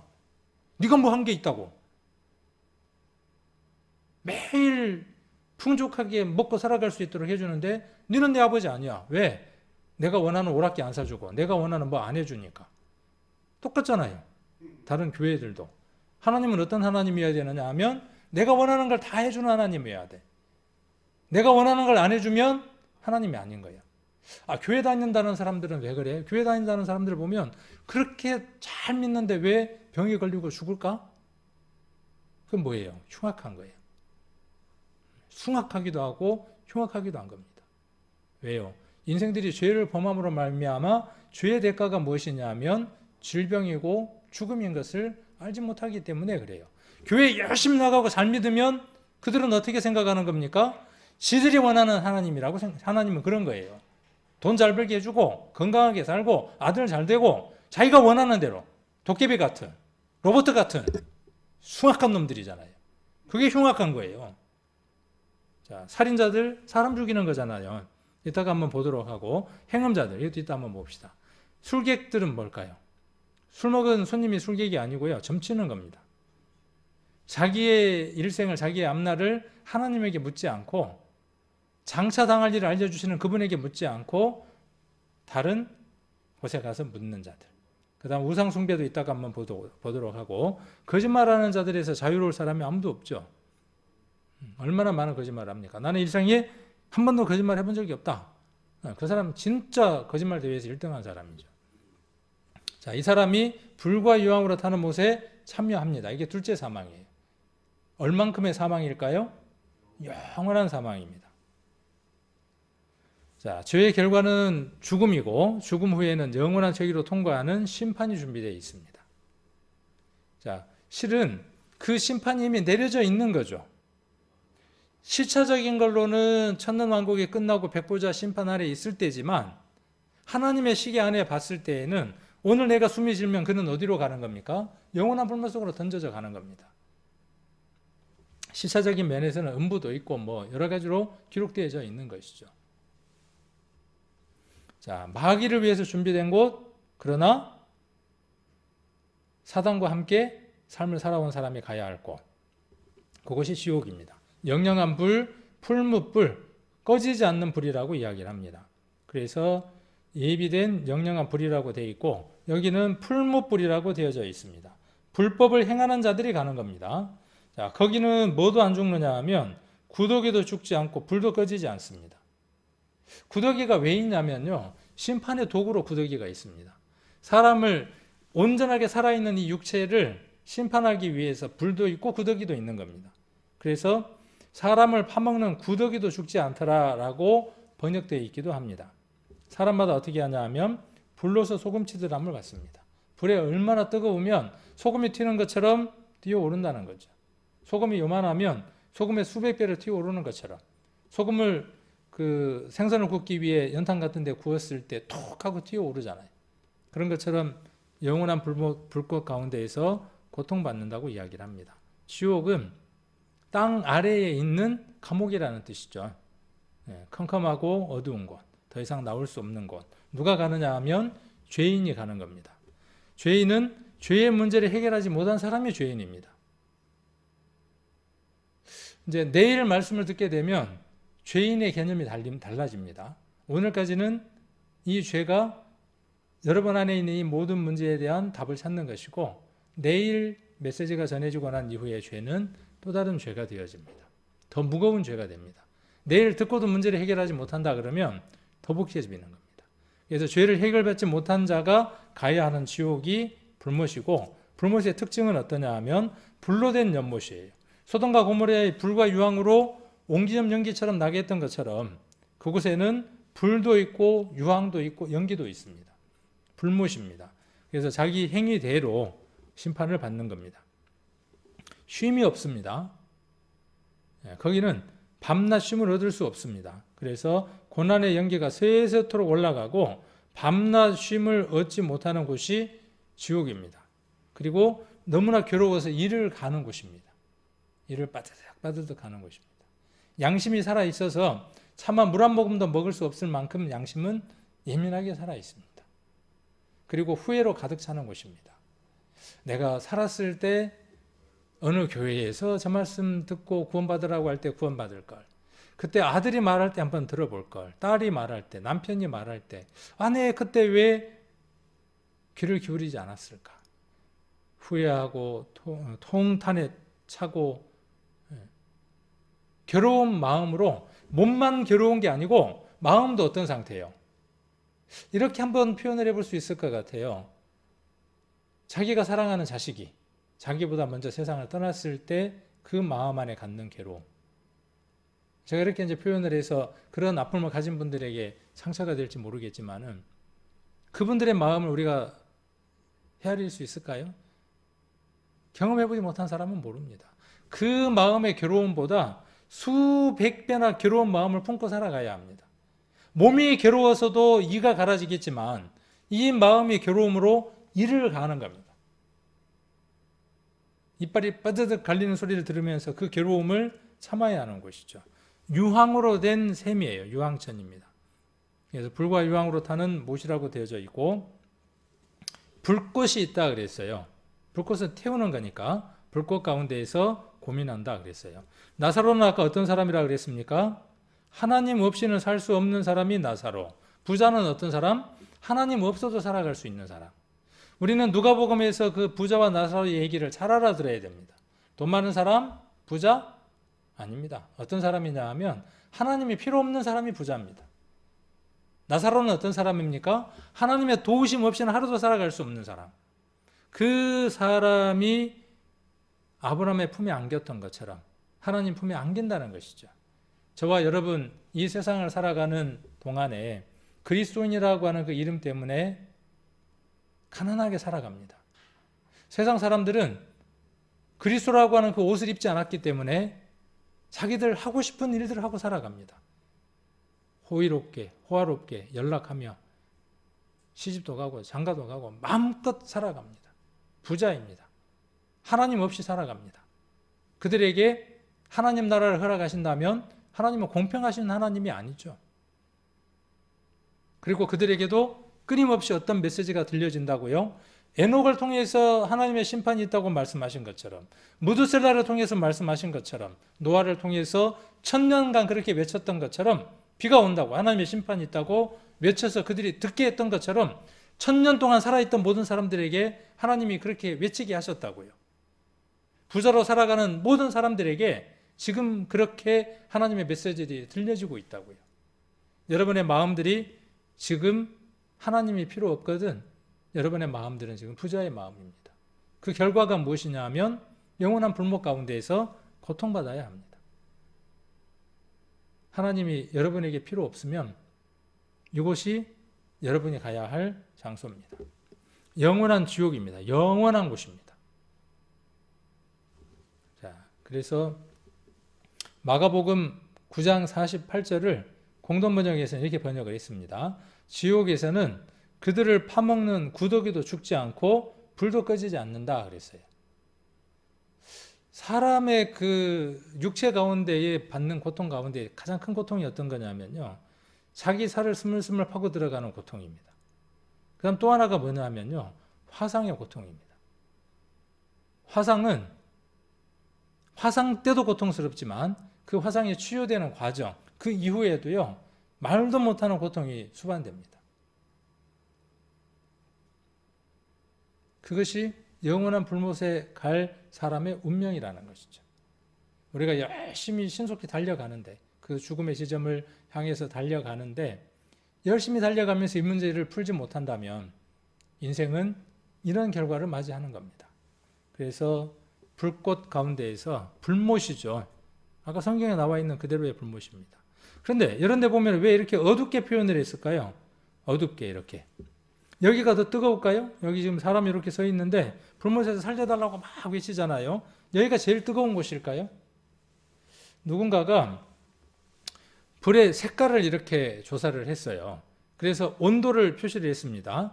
가장 낮은 온도가 노란색이라네요. 노란 불꽃이고, 그 다음에 중간 정도가 빨간색이고, 그 다음에 뜨거운 온도가 블루고, 그 다음에 더 뜨거운 거, 엑스트라 하이라고 되어 있네요. 더 뜨거운 게 하얀색이에요. 그래서 우리 그 토치라 그러나요? 이렇게 용접을 하거나 절단할 때의 그 불의 색깔은 어떤 색이에요?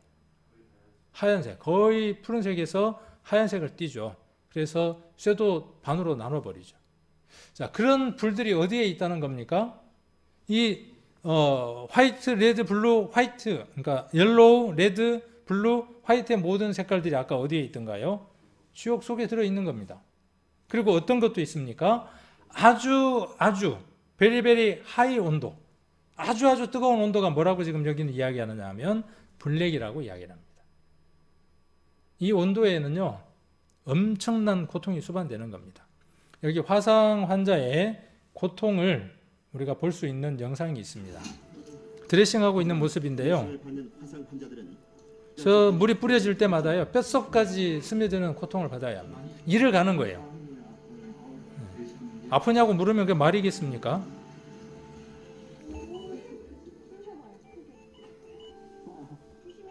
자, 이렇게 한 부분만 우리가 화상을 입는 게 아니겠죠. 이 사람은 이 고통 가운데 죽어가는 겁니다. 그러나 지옥은 그 고통이 끝나지 않는 겁니다. 영원한 고통이 지속이 되는 겁니다.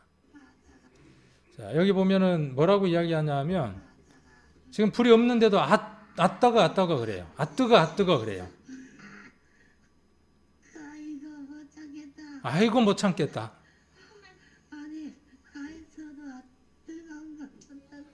뭐라 그래요? 지금 뜨거운 불이 있어요, 없어요? 없는데도 뭐라고 이야기하냐면 뜨겁다고 고통스러워 죽겠다는 거예요. 못 참겠다는 거예요. 이 사람은 이 일을 통해서 하나님을 맞이한다면, 구원을 받는다면요, 저 몸은 화상을 받은 몸이 아니라 예수님처럼 영광스러운 몸이 되어져서 하나님 나라에서 고통 없이 영원히 사는 겁니다. 그래서 공평한 겁니다. 자, 이렇게 살려달라고. 옆에 있는 건 풀무불이잖아요. 쇠를 달구는 불이죠. 저 불에 쇠가 뻘겋게 달가지면서 두들기면 펴지기도 하죠. 저런 불 속에서 영원한 삶을 살아야 합니다. 이때는 기회가 없어요. 살려달라고 저렇게 손을 뻗어봐야 기회가 없습니다. 오로지 언제 이 문제를 해결하는 거냐 하면 지금 해결하는 겁니다.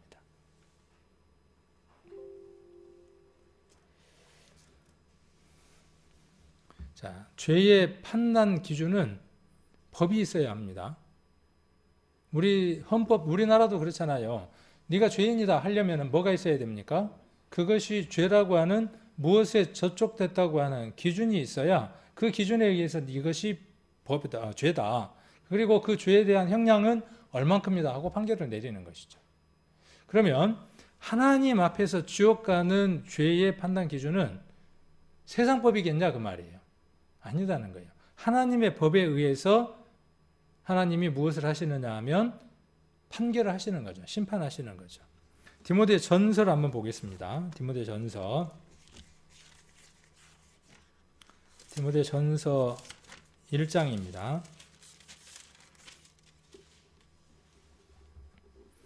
디모데 전서 1장 9절 알 것은 이것이니 법은 옳은 사람을 위하여 세운 것이 아니요 오직 불법한 자와 그렇죠. 법은 잘 사는 사람을 위해서 만들어 놓은 게 아니잖아요. 죄를 범하는 사람을 위해서 뭘 만들어 놓는 겁니까? 법을 만들어 놓는 것이죠. 그러니까 어떤 사람들을 위해서? 불법하는 사람들, 복종치 아니하는 자. 이게 하나님의 법의 기준이에요. 복종치 않는 겁니다. 복음에 복종치 않고 말씀에 복종치 않는 자, 그 다음 경건치 아니한 자, 죄인이며 거룩하지 아니한 자와 망령된 자며 아비를 치는 자와 어미를 치는 자며 살인하는 자며 음행하는 자며 남색하는 자며 사람을 탈취하는 자며 거짓말하는 자며 거짓 맹세하는 자와 기타 바른 교훈을 거스리는 자를 위함이다 그랬어요. 그러니까 세상에서는 거짓말한다고 감옥 안 갑니다. 그런데 하나님 법에는 지금 뭐라고 말씀하시느냐 하면 거짓말하면 지옥 간다 그 말이에요. 뭘 해도 아비를 쳐도 그렇죠. 아비 치거나 어미를 치거나 그러면은 세상의 법에서도 거기에 합당한 벌을 내리죠. 근데 하나님은요. 아비를 치거나 여기 아비를 치거나 어미를 치는 자, 살인하는 자 똑같아. 값이 똑같아. 자, 그래서 하나님의 법의 기준을 봐야 할 필요가 있다는 것이죠. 호세아서 8장 12절에 보시면 내가 저를 위하여 이스라엘 민족을 위하여 하나님의 법을 내 율법을 만 가지로 이 만 가지라는 말은 1만 만자가 아니라 헤아릴 수 없이 그런 뜻입니다. 구약에 하나님의 법이 헤아릴 수 없이 많습니다. 기록하였습니다. 그런데 이스라엘이 어떻게 생각했어요? 저희와 관계없는 것으로 여겼어요. 우리는 잘 살고 있습니다. 잘 따르고 있습니다. 이렇게 생각했다고요. 기준이 무엇인데? 법인데. 그리고 이스라엘에게 그 법을 주시는 법을 주신 이유는 무엇 때문인데? 율법을 주신 이유는 너희가 불법한 자다를 깨닫게 하기 위해서 하나님 뭘 주셨는데? 법을 주셨는데. 그런데 그들은 뭐라고 말씀했습니까? 그 법을 지켜서 어떻게 하겠다는 거예요. 그 법을 잘 준수해서 하나님하고 관계를 내가 유지하랍니다. 법을 오해한 것이죠. 법을 왜곡한 겁니다. 율법을 잘 지키겠습니다. 그래서 내가 천국 가려고 합니다. 말이 비슷한 것 같은데 전혀 다르죠. 율법을 준 이유가 무엇 때문이라고요? 아까 우리가 디모데전서 1장에서 배웠잖아요. 불법하고 있다. 네가 지금 죄를 범하고 있어. 지금. 언제부터? 태어날 때부터 지금까지. 그러니까 심판받을 자야. 그러면 하나님 요구하시는 건 뭡니까? 회개하라는 거예요. 죄를 범할 수밖에 없는 근본인 것을 뉘우치고 죄를 이길 사람이 있어요, 없어요? 아까 시편에서 뭐라 그랬습니까? 죄악이 내가 죄악을 이겼습니까? 죄악이 나를 이겼어요. 그래서 이 모양이 되어 있는 거 아닙니까? 그래서 그런 사람을 위해서 하나님의 심판이 있다는 것을 알게 하기 위해서 율법을 주셨는데 이스라엘은 어떻게 했다고요? 우리하고는 관계없어요. 우리 그거 잘 지켜요. 하나님 백성이니까요. 이 말은 뭐하고 똑같냐 하면 우리 교회 열심히 다녀요. 11조도 잘해요. 안식일도 잘 지켜요. 교회에서 제가 누군데요? 그렇게 말하는 거하고 같은 겁니다. 자, 그래서 율법의 용도 첫 번째입니다. 두 가지 용도가 있는데 심판의 기준입니다. 율법을 주신 이유는 어디에 있느냐 하면 이대로 심판하신다고 하는 기준입니다. 아까 우리가 이제 쭉 살펴본 내용들이 되겠죠. 자, 누구든지 온 율법을 지키다가 그 하나에 그치면 모두 범한 자가 됩니다. 10개 지키다가 하나 범하면 다 범한 자라고 말씀하고 계시는 거죠. 자, 그리고 율법이 말하는 바는 누구에게 말하는 겁니까? 율법을 통하여 천국 가려고 하는 사람들에게 말하는 거예요. 근데 율법의 목적은 어디에 있는 겁니까? 여기에 있는 거죠. 우리가 알거니와 율법이 말하는 바는 율법 아래에 있는 자들에게 말하는 것이니 이는 모든 입을 막고 온 세상으로 하나님의 심판 아래에 있게 하려 함이라. 그러니까 율법의 용도는 어디에 있는 거죠? 심판의 기준이 되어서 내가 죄를 안 지었습니다라고 말 못하도록 입을 막도록 하기 위해서 율법을 주셨다 그 말입니다. 이 그림이 참 잘 돼 있어서 제가 가지고 왔어요. 입을 어떻게 했어요? 꼬매버렸어요. 하나님의 심판 앞에 서면요 안 꼬매도 할 말이 없어요. 주의 얼굴빛 앞에 우리의 죄악을 나열해 놓는다 그랬죠. 머리털보다 더 많은 죄악들을 그분 앞에 내어놓았을 때 우리가 아닙니다라고 말할 수 없다고요. 그때 형편이 그랬습니다라고 말할 수 없다고요. 자, 그래서 율법의 기초가 되어지는 십계명이라고 하는 걸 살펴보면 이 십계명을 통해서 우리가 얼만큼 하나님하고의 관계가 깨어져 있는지, 얼만큼 인간하고 관계가 깨어져 있는지를 알 수 있습니다. 그래서 십계명은 하나님과 인간의 관계가 어떤지를 보라는 것이고 5개의 계명을 가지고 또 5개의 계명을 가지고 사람과 사람 사이의 관계가 어떤지를 보라는 겁니다. 하나님을 사랑하고 있다면 하나님의 사랑을 입어서 내가 하나님을 사랑하고 있다면 오케이. 그리고 그 사랑을 입은 사람은 하나님의 형상대로 지음받은 사람을 어떻게 한다고요? 사랑해요. 이게 하나님이 우리에게 주신 율법의 핵심이에요. 그 핵심을 좀 더 확산시켜 놓은 것이 십계명이고, 그걸 더 확산시켜 놓은 게 613개의 유대인들이 말하는 율법이고 그렇습니다.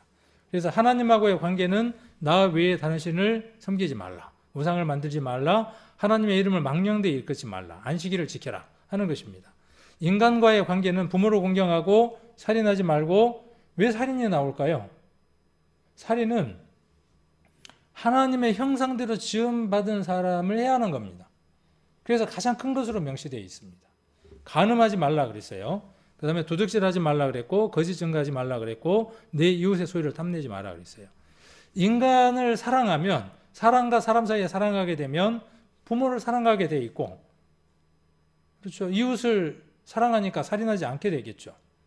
자, 그런데 이것을 어기고 있다라고 알려주는 거예요.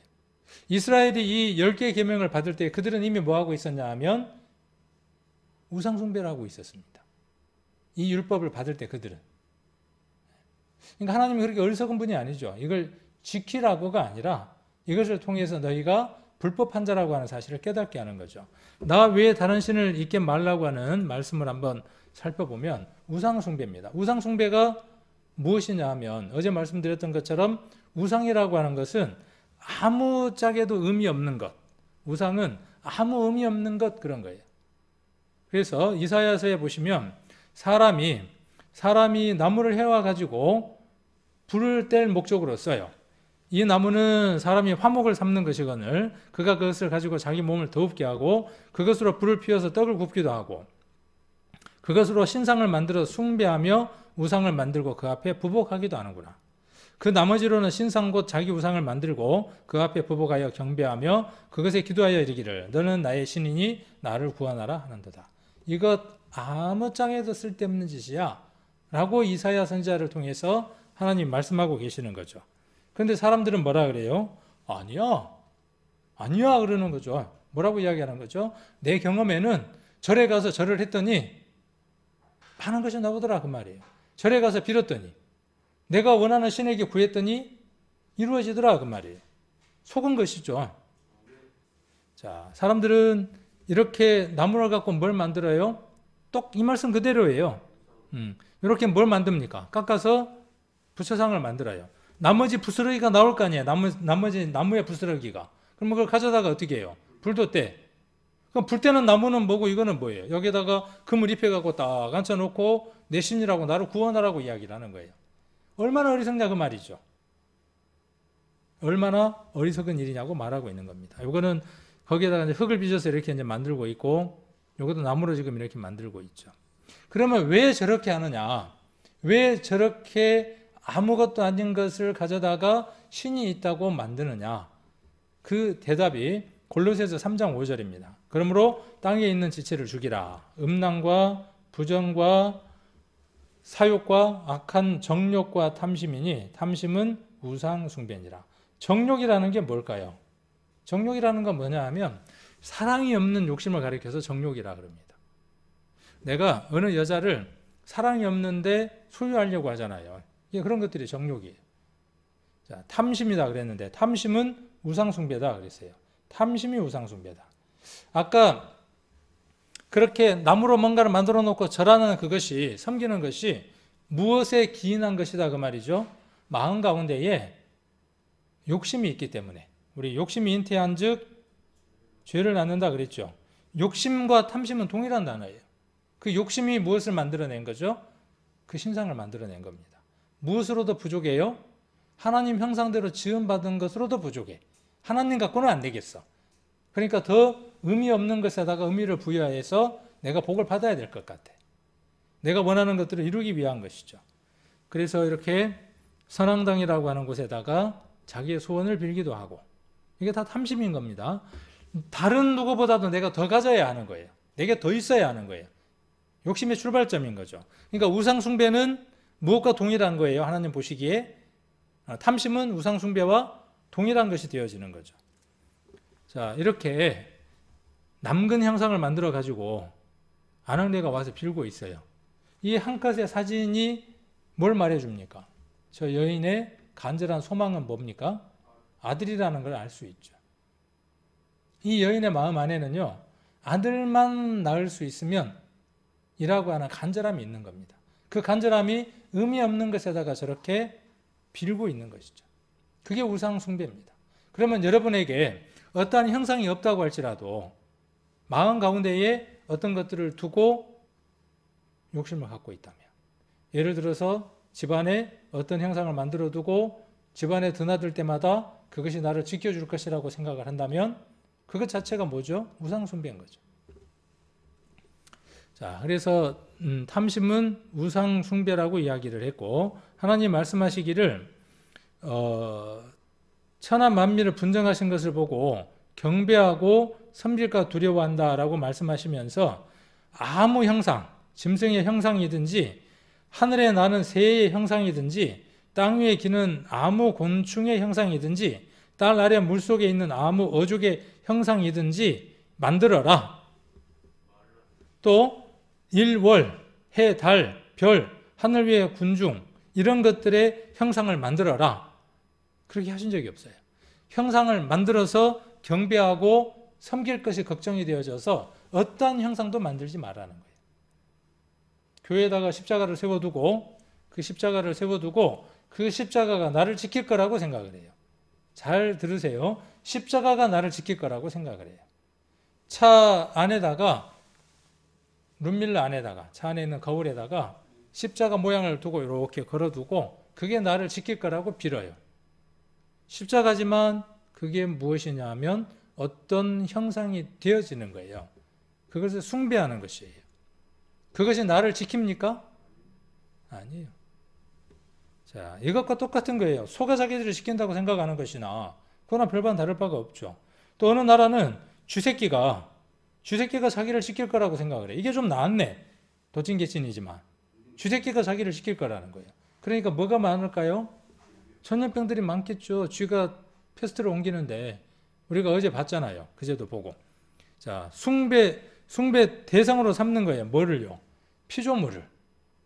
하나님이 만들어 놓으신 너희들이 그것들을 사용하고 그것들을 충만하게 사용하라고 하신 그 모든 것들을 빚어서 신이라고 생각하고 섬기는 그것만큼 어리석은 게 어디 있습니까? 그것만큼 흉악한 게 어디 있습니까? 아버지가 계시는데 옆집 아저씨 보고 가가지고 아버지가 좋아요. 아저씨가 좋아요. 그럼 뭐라 그러겠어요? 환장할 일이죠. 미칠 일이죠. 한 번도 아니고 매일 가갖고 그런다 그러면. 자, 그래서 우상을 숭배하지 마라. 하나님하고 관계를 유지하는 것 이야기하신 겁니다. 그러니까 우리들 마음이 하나님 앞으로 바로 서지 않으면 우상 숭배의 문제는 해결할 수 없습니다. 우리 부모 공경하라고 하는 것은 잘 아시는 거죠. 부모의 물건을 도둑질하고 죄가 아니하는 자는 명망케 하는 자의 동류다. 부모의 물건 도둑질 한 적 있나요, 없나요? 저 어렸을 때 많았어요. 어렸을 때 많이 훔쳤어요. 아버지 호주머니에서 돈을 쓱싹 많이 했어요. 그리고 뭐라고 생각했냐 하면은 우리 아버지 호주머니에 있는 건 내가 위치만 살짝 바꿨을 뿐인데 무딘 마음이죠, 그게. 그런데 그것과 하나님의 것을 하나님의 것으로 돌리지 않는 게 죄인 겁니다. 이 부모의 물건을 도둑질하지 말라는 이 말과 우리가 조금 더 확대를 해서 하나님의 것이 하나님의 것으로 돌아가지 않게 하는 게 죄예요. 부모로부터 받은 것이 부모에게 감사되지 않게 하는 게 죄인 겁니다. 그러니까 부모에게 가장 큰 불효가 뭐냐 하면 감사하지 않는 겁니다. 감사가 없는 게 가장 큰 불효예요. 하나님에게 있어서도 가장 큰 불효는 무엇이냐 하면 감사치 않는 겁니다. 자, 살인하지 말라 그랬는데 살인이 뭐가 살인일까요? 사람을 죽이는 거잖아요. 그래도 나는 이거 하나는 괜찮아. 이거 안 했다고 지옥 안 가나요? 아까 10가지를 다 지키다가 하나 범하면 모두 범한 자라 그랬는데 모든 것 다 지켰다고 할지라도 모든 것 다 못 지키고 살인하는 거 이거 하나 지켰다고 뭐가 달라지겠냐 그 말이에요. 자, 살인하지 말라는 말은 이런 말씀입니다. 예수님은 누구냐 하면 하나님 자신입니다. 그래서 마태복음 5장을 보면 출애굽기에 이야기했던 10개의 계명에 대한 얘기를 친히 인용하십니다. 10계명을 주셨던 그 계명을 다시 말씀하시면서 반복할 수 있는 능력을 가진 사람은 하나님 자신밖에 없어요. 그런데 그분이 뭐라고 말씀하시느냐 하면 거기에다 더하는 겁니다. 그전에는 행위로 이렇게 하라고 했지만 이제는 마음으로도 해야 한다라고 더합니다. 그것이 마태복음 5장의 특징입니다. 쭉 나열되어져 있는 게 10개의 계명들에다가 예수님이 어떻게 하시느냐 하면 마음으로 범한 것까지도 포함시킵니다. 그래서 마태복음 5장 21절에 보시면 옛사람에게 말한 바 그랬죠? 옛사람에게 말했다는 거 지금 뭔 얘기하는 겁니까? 이거 10개 계명 가운데에 아까 살인치 말라고 했던 6번째인가요? 여섯 번째 맞나요? 살인하지 말라고 하는 계명을 얘기를 하는 것이죠. 누구든지 살인하면 심판을 받게 된다 그랬어요. 실제로 사람 죽이면 어떻게 됩니까? 살인이에요. 그런데 자기 자식을 죽이는 경우도 있죠. 태아를 선별해서 죽이기도 하고 뭔가 좀 이상이 있을 것 같으니까 죽이기도 하고 태어나지 않았으니까 선택할 수 없으니까 그래서 이렇게 낙태를 하는 것이죠. 그리고 뭔가 이상한 일들이 있었을 때 불륜이 있었을 때 생긴 아이를 지우기 위해서 이러한 방법들을 씁니다. 우리나라가 낙태를 어떻게 했습니까? 낙태 합법화해서 허용했죠. 그런데 이것은 분명한 살인입니다.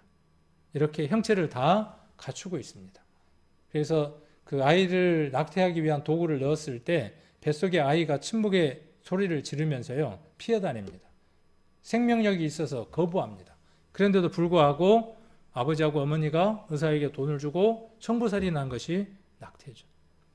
자, 이렇게 뱃속에 아이. 근데 이제 합법으로 했죠. 자, 살인하지 말라 그랬는데 요한 1서 3장 15절에는 그 형제를 미워하는 자마다 살인하는 자다 그랬어요. 그러니까 미워하는 것이 살인하는 거예요. 이 얘기는 살인은 어디에서 출발하는 거죠? 미움이라고 하는 것이 뭘 만들어내는 겁니까? 살인을 만들어내는 겁니다. 우리가 구약을 보면 살인의 의도가 없이 사람을 죽인 것은 하나님 법에는 살인죄가 해당되지 않습니다. 그래서 도피성으로 피해서 그 목숨을 부지할 수 있도록 하나님 은혜를 베풀어 주었습니다. 사람 법에도 뭐가 있죠? 과실치사라고 하는 법이 있어서 사람을 죽였더라도 법을 형량을 적게 하도록 하죠. 그러니까 미운 마음이 속에 가득하면 그것이 살인과 동일한 것이다 그 말이에요. 밖으로 나오지 않았더라도. 자, 여기 마태복음 5장 22절에도 나는 너에게 이르노니 형제에게 노하는 거, 화내는 거죠. 그러면 심판을 받고 나가는 히브리 말로 욕이에요. 욕. 우리나라 욕 참 다양하잖아요. 근데 다양한 그 욕을 하면 공의에 잡히게 되고 미련한 놈. 우리 형제간에도 저 미련한 놈 누구를 닮아서 저렇게 그럼 누구 욕하는 거예요? 저 미련한 놈 누구를 닮아서? 그러죠. 저기 남편은 아내 닮았다고 이야기를 할 것이고 아내는 또 남편 닮았다고 이야기를 할 것이고 아니면 이제 형제간에 그렇게 이야기를 해요. 동생이 형을 보고 형이 동생을 보고 저놈은 누구를 닮아갖고 그럼 누구 욕하는 거예요? 엄마는 아버지 안 닮았으면 누구 닮았겠어요? 근데 그게 깊은 생각이 없으니까 편하게 하는 거죠. 그래서 미련한 놈이라고 하는 것은 지옥불에 들어가게 돼요. 저런 돌대가리, 저런 형광등, 저런 돌담아, 저 머리는 액세서리인가? 지옥 가는 겁니다. 한 번도 안 해봤나요? 늘 쓰는 말이라 감각이 없나요? 나는 뚜껑이 열려서 그랬지. 나는 원래 선한 사람인데 미운 마음이 없어. 근데 그런 상황이 되니까 내가 미워하는 거지 뭐. 내가 미워하고 싶어서 그랬겠어? 여기 보니까 어때요? 11월 10일 새벽에 코란도 주차되어 있는 차를 받고 도망간 땡땡땡 없는 땡땡땡을 목격하신 분 연락 주세요. 후사하겠습니다. 잡히면 돈도 필요 없고 얼마나 성질이 나면 이러고 있어요. 이미 이 사람 마음은 어떻게 했어요? 죽였어요. 죽인 거예요. 안 잡혔으니까 뭐 안 죽이고 있는 거죠. 자, 그래서 살인도 실제로 사람만 죽인 사람만 사람을 죽인 것이 아니라 우리들 마음 안에 얼마나 많은 미움을 품고 살아갑니까? 그 미움을 아무것도 아닌 것처럼 생각하고 살아가는 거예요. 화인 맞은 거죠. 그 미운 마음이 있는 것을 괴로워해야 될 텐데 교회 성도들도 그래요. 쥐가 미울 만한 짓을 하니까 내가 미워하지. 성도인데도.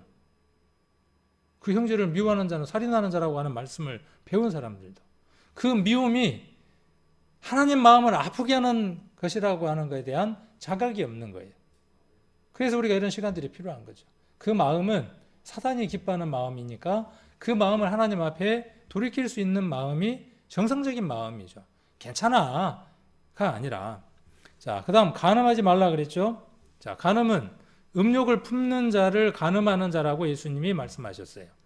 간음치 말라 하는 그 10개의 계명 가운데에 하나를 말씀하시면서 간음치 말라 하였다는 것을 너희가 들었으나 언제 말씀하신 거예요? 구약에서 스스로 있는 그 하나님 말씀하신 것을 예수님이 말씀하시면서 그건 내가 말한 거야 라고 하는 것과 똑같은 말입니다. 그렇게 들었지? 근데 거기에다 더할 수 있는 사람은 누구밖에 없어요? 본인밖에 없죠. 나는 너희에게 이르노니 여자를 보고 음욕을 품는 자마다 마음에 이미 간음하였느니라. 마음에 음란한 마음을 품는 것 자체가 간음한 것이다. 간음은 어디에서 나오는 거니까? 품고자 하는 간절함 때문에 간음이 나오는 거니까. 여기 남자들이 둘러 모아서 뭘 쳐다보고 있네요. 아래층을 이렇게 쳐다보는데 뭘 쳐다보고 있을까요? 네. 이걸 쳐다보고 있네요. 이 남자들 무슨 생각하고 있을까요? 아유, 참 피부가 까맣게 잘 타서 선텐이 잘 돼서 좋겠네. 그럴까요? 제가 생각하고 있는 그거 아닐까요? 아닌가요? 자, 여기 스님도 어때요? 스님도 신문에 이렇게 보고 있는데 S자 라인을 딱 보고 있는 거예요. 이 스님 뭐 보고 있을까요? 뭔 생각하고 있을까요? 여러분이 생각하고 있는 그거예요. 자, 그래서 그것을 좀 용기 있는 사람들은 해보는 거죠. 드라마도 TV 한번 봐보세요. 그거 괜찮은 거야. 그러고도 가정 꾸려져. 이혼해도 괜찮아. 또 그 다른 사람하고 또 살아가면 돼. 부추기는 겁니다. 하나님이 가장 먼저 창조하신, 만드신 공동체가 가정입니다. 사단은 그 가정을 깨트립니다. 뭘로요? 음란이라는 것을 가지고 깨트려 버립니다. 자, 그래서 이제는 부부끼리도 어떻게 해요? 스와핑도 하고 난리 난 세상이에요. 자, 이런 세상 가운데 우리가 살아가고 있고 우리도 자유롭지 못하다는 것이죠. 그래서 이런 계명들 앞에 우리가 우리 자신들을 비춰보니까 어때요? 아, 그렇구나. 행위로도 그렇지만 우리의 마음으로도 사람은 외모로 보지만 그 외모로 보는 사람 앞에도 내가 완벽하지 못하고 중심을 보는 하나님 앞에도 내가 고개를 숙일 수밖에 없는 인생이구나 하는 것들을 알게 되는 거죠. 그래서 율법은 죄를 깨닫는 기능을 갖고 있습니다. 그래서 율법이 말하는 바는 무엇을 말해주는 것이냐 하면 율법으로는 그러므로 율법의 행위로는 그 앞에 의롭다 하심을 얻을 육체가 없나니 율법으로는 죄를 깨닫는 겁니다. 그래서 거울을 보는 것과 같습니다. 율법은 거울입니다. 그러니까 우리 성도님들도 율법을 자주 바라볼 필요가 있습니다. 그래야 내가 얼만큼 하나님을 떠나 있는지를 압니다. 그 율법을 보는 방법은 뭐냐 하면 말씀을 읽는 겁니다. 그 말씀을 읽을 때에 내가 하나님과 얼마나 가까워져 있는지 멀어져 있는지를 보는 겁니다. 그리고 깨닫는 겁니다. 그리고 그 깨달음 속에서 감사하고 살아가는 사람이 하나님을 만난 사람의 온전한 모습입니다. 고린도 후서 7장 10절에 이렇게 기록되어 있습니다. 하나님의 뜻대로 하는 근심은 후회할 것이 없는 구원에 이르게 하는 회개를 이루는 것이요 세상 근심은 사망을 이루는 것이니라. 오늘 제가 여러분에게 당신 죄인입니다 라고 말하고 있는 게 아닙니다. 하나님이 여러분에게 나를 떠났다라고 지금 선언하고 계시는 겁니다. 말씀하고 계시는 겁니다. 하나님이 여러분 심령에 근심이라고 하는 걸 넣어주었습니다. 상한 마음이라고 하는 걸 넣어주었습니다. 아, 내가 이렇게 추잡하고 이렇게 더러운 인생이었구나. 정말 욥기에 기록한 것처럼 구더기, 벌레인 사람 구더기인 인생이구나. 내가 어떻게 해야 할까?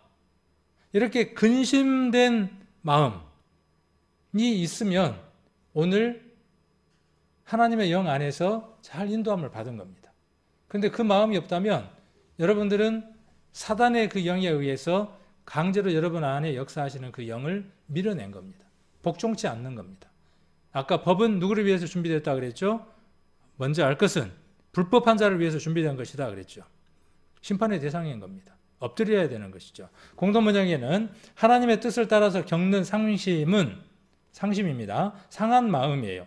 회개할 마음을 일으켜 구원에 이르게 합니다. 이것을 후회할 사람이 어디 있겠습니까? 이건 정말 후회 안 합니다.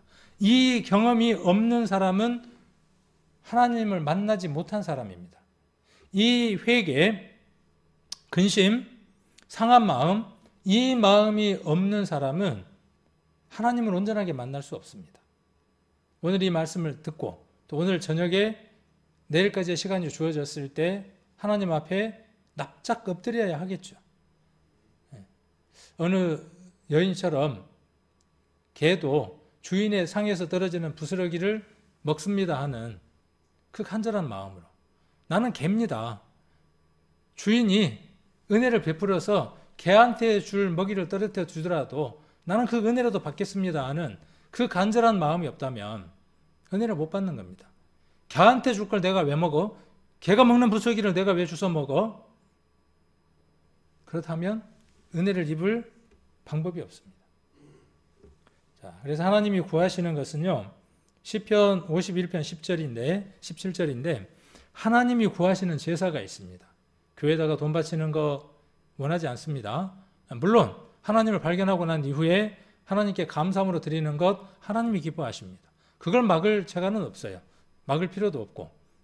그러나 하나님을 만나기 전에 하는 모든 일들은 사단이 좋아하는 일들입니다. 하나님이 원하시는 제사는 상한 심령입니다. 하나님이여 상하고 통회하는 마음을 주께서 멸시치 않는다고 고백을 했습니다. 여러분들도 마찬가지입니다. 상한 마음, 아까 그 회개하는 마음, 그리고 통회하는 마음. 여호와는 마음이 상한 자에게 가까이 하시고 중심에 통회하는 자를 구원하신다 그랬어요. 사단이 그 안에 가득 자리 잡고 있지만 하나님이 내게 오실 수 있게 하는 방법은 뭐냐 하면 통회하는 겁니다. 맞습니다. 옳습니다. 제가 하나님을 찾으려고는 애썼지만 내 자아가 있고 내 자존심이 있어서 내려놓지를 못했습니다. 솔직하지 못했습니다. 이제는 하나님 앞에 제가 솔직하겠습니다. 그런 사람에게 하나님이 가까이 하시고 구원을 하신다는 것이죠. 내일 그 답을 얻을 수 있겠죠. 여러분들이 지금 할 수 있는 것은요. 영원한 심판의 바다에 빠져가는 인생이라고 하는 그 선언을 들었기 때문에 오로지 할 수 있는 것은 뭐밖에 없냐 하면 잘할랍니다도 아니에요. 열심히 살랍니다도 아니에요. 오로지 무엇이냐 하면 살려달라고 외치는 겁니다. 내가 하나님의 말씀대로 순종할 터이니 사단의 권세에서 벗어날 수 있는 방법을 알려주십시오라고 외치는 겁니다. 하나님은 어떤 사람을 찾느냐 하면 나는 선하게 살았습니다. 의인입니다. 하는 사람을 찾는 게 아니라 누구를 찾으러 오셨냐 하면 죄인을 부르러 오셨다고 말씀하셨습니다. 오늘 예수님께서 하나님께서 누구를 부르시느냐 하면 죄인들아 하고 부르시는 겁니다. 죄인들아 하고 부르시는데 내가 죄인이라는 생각이 없으면 이해하고 대답을 안 하겠죠.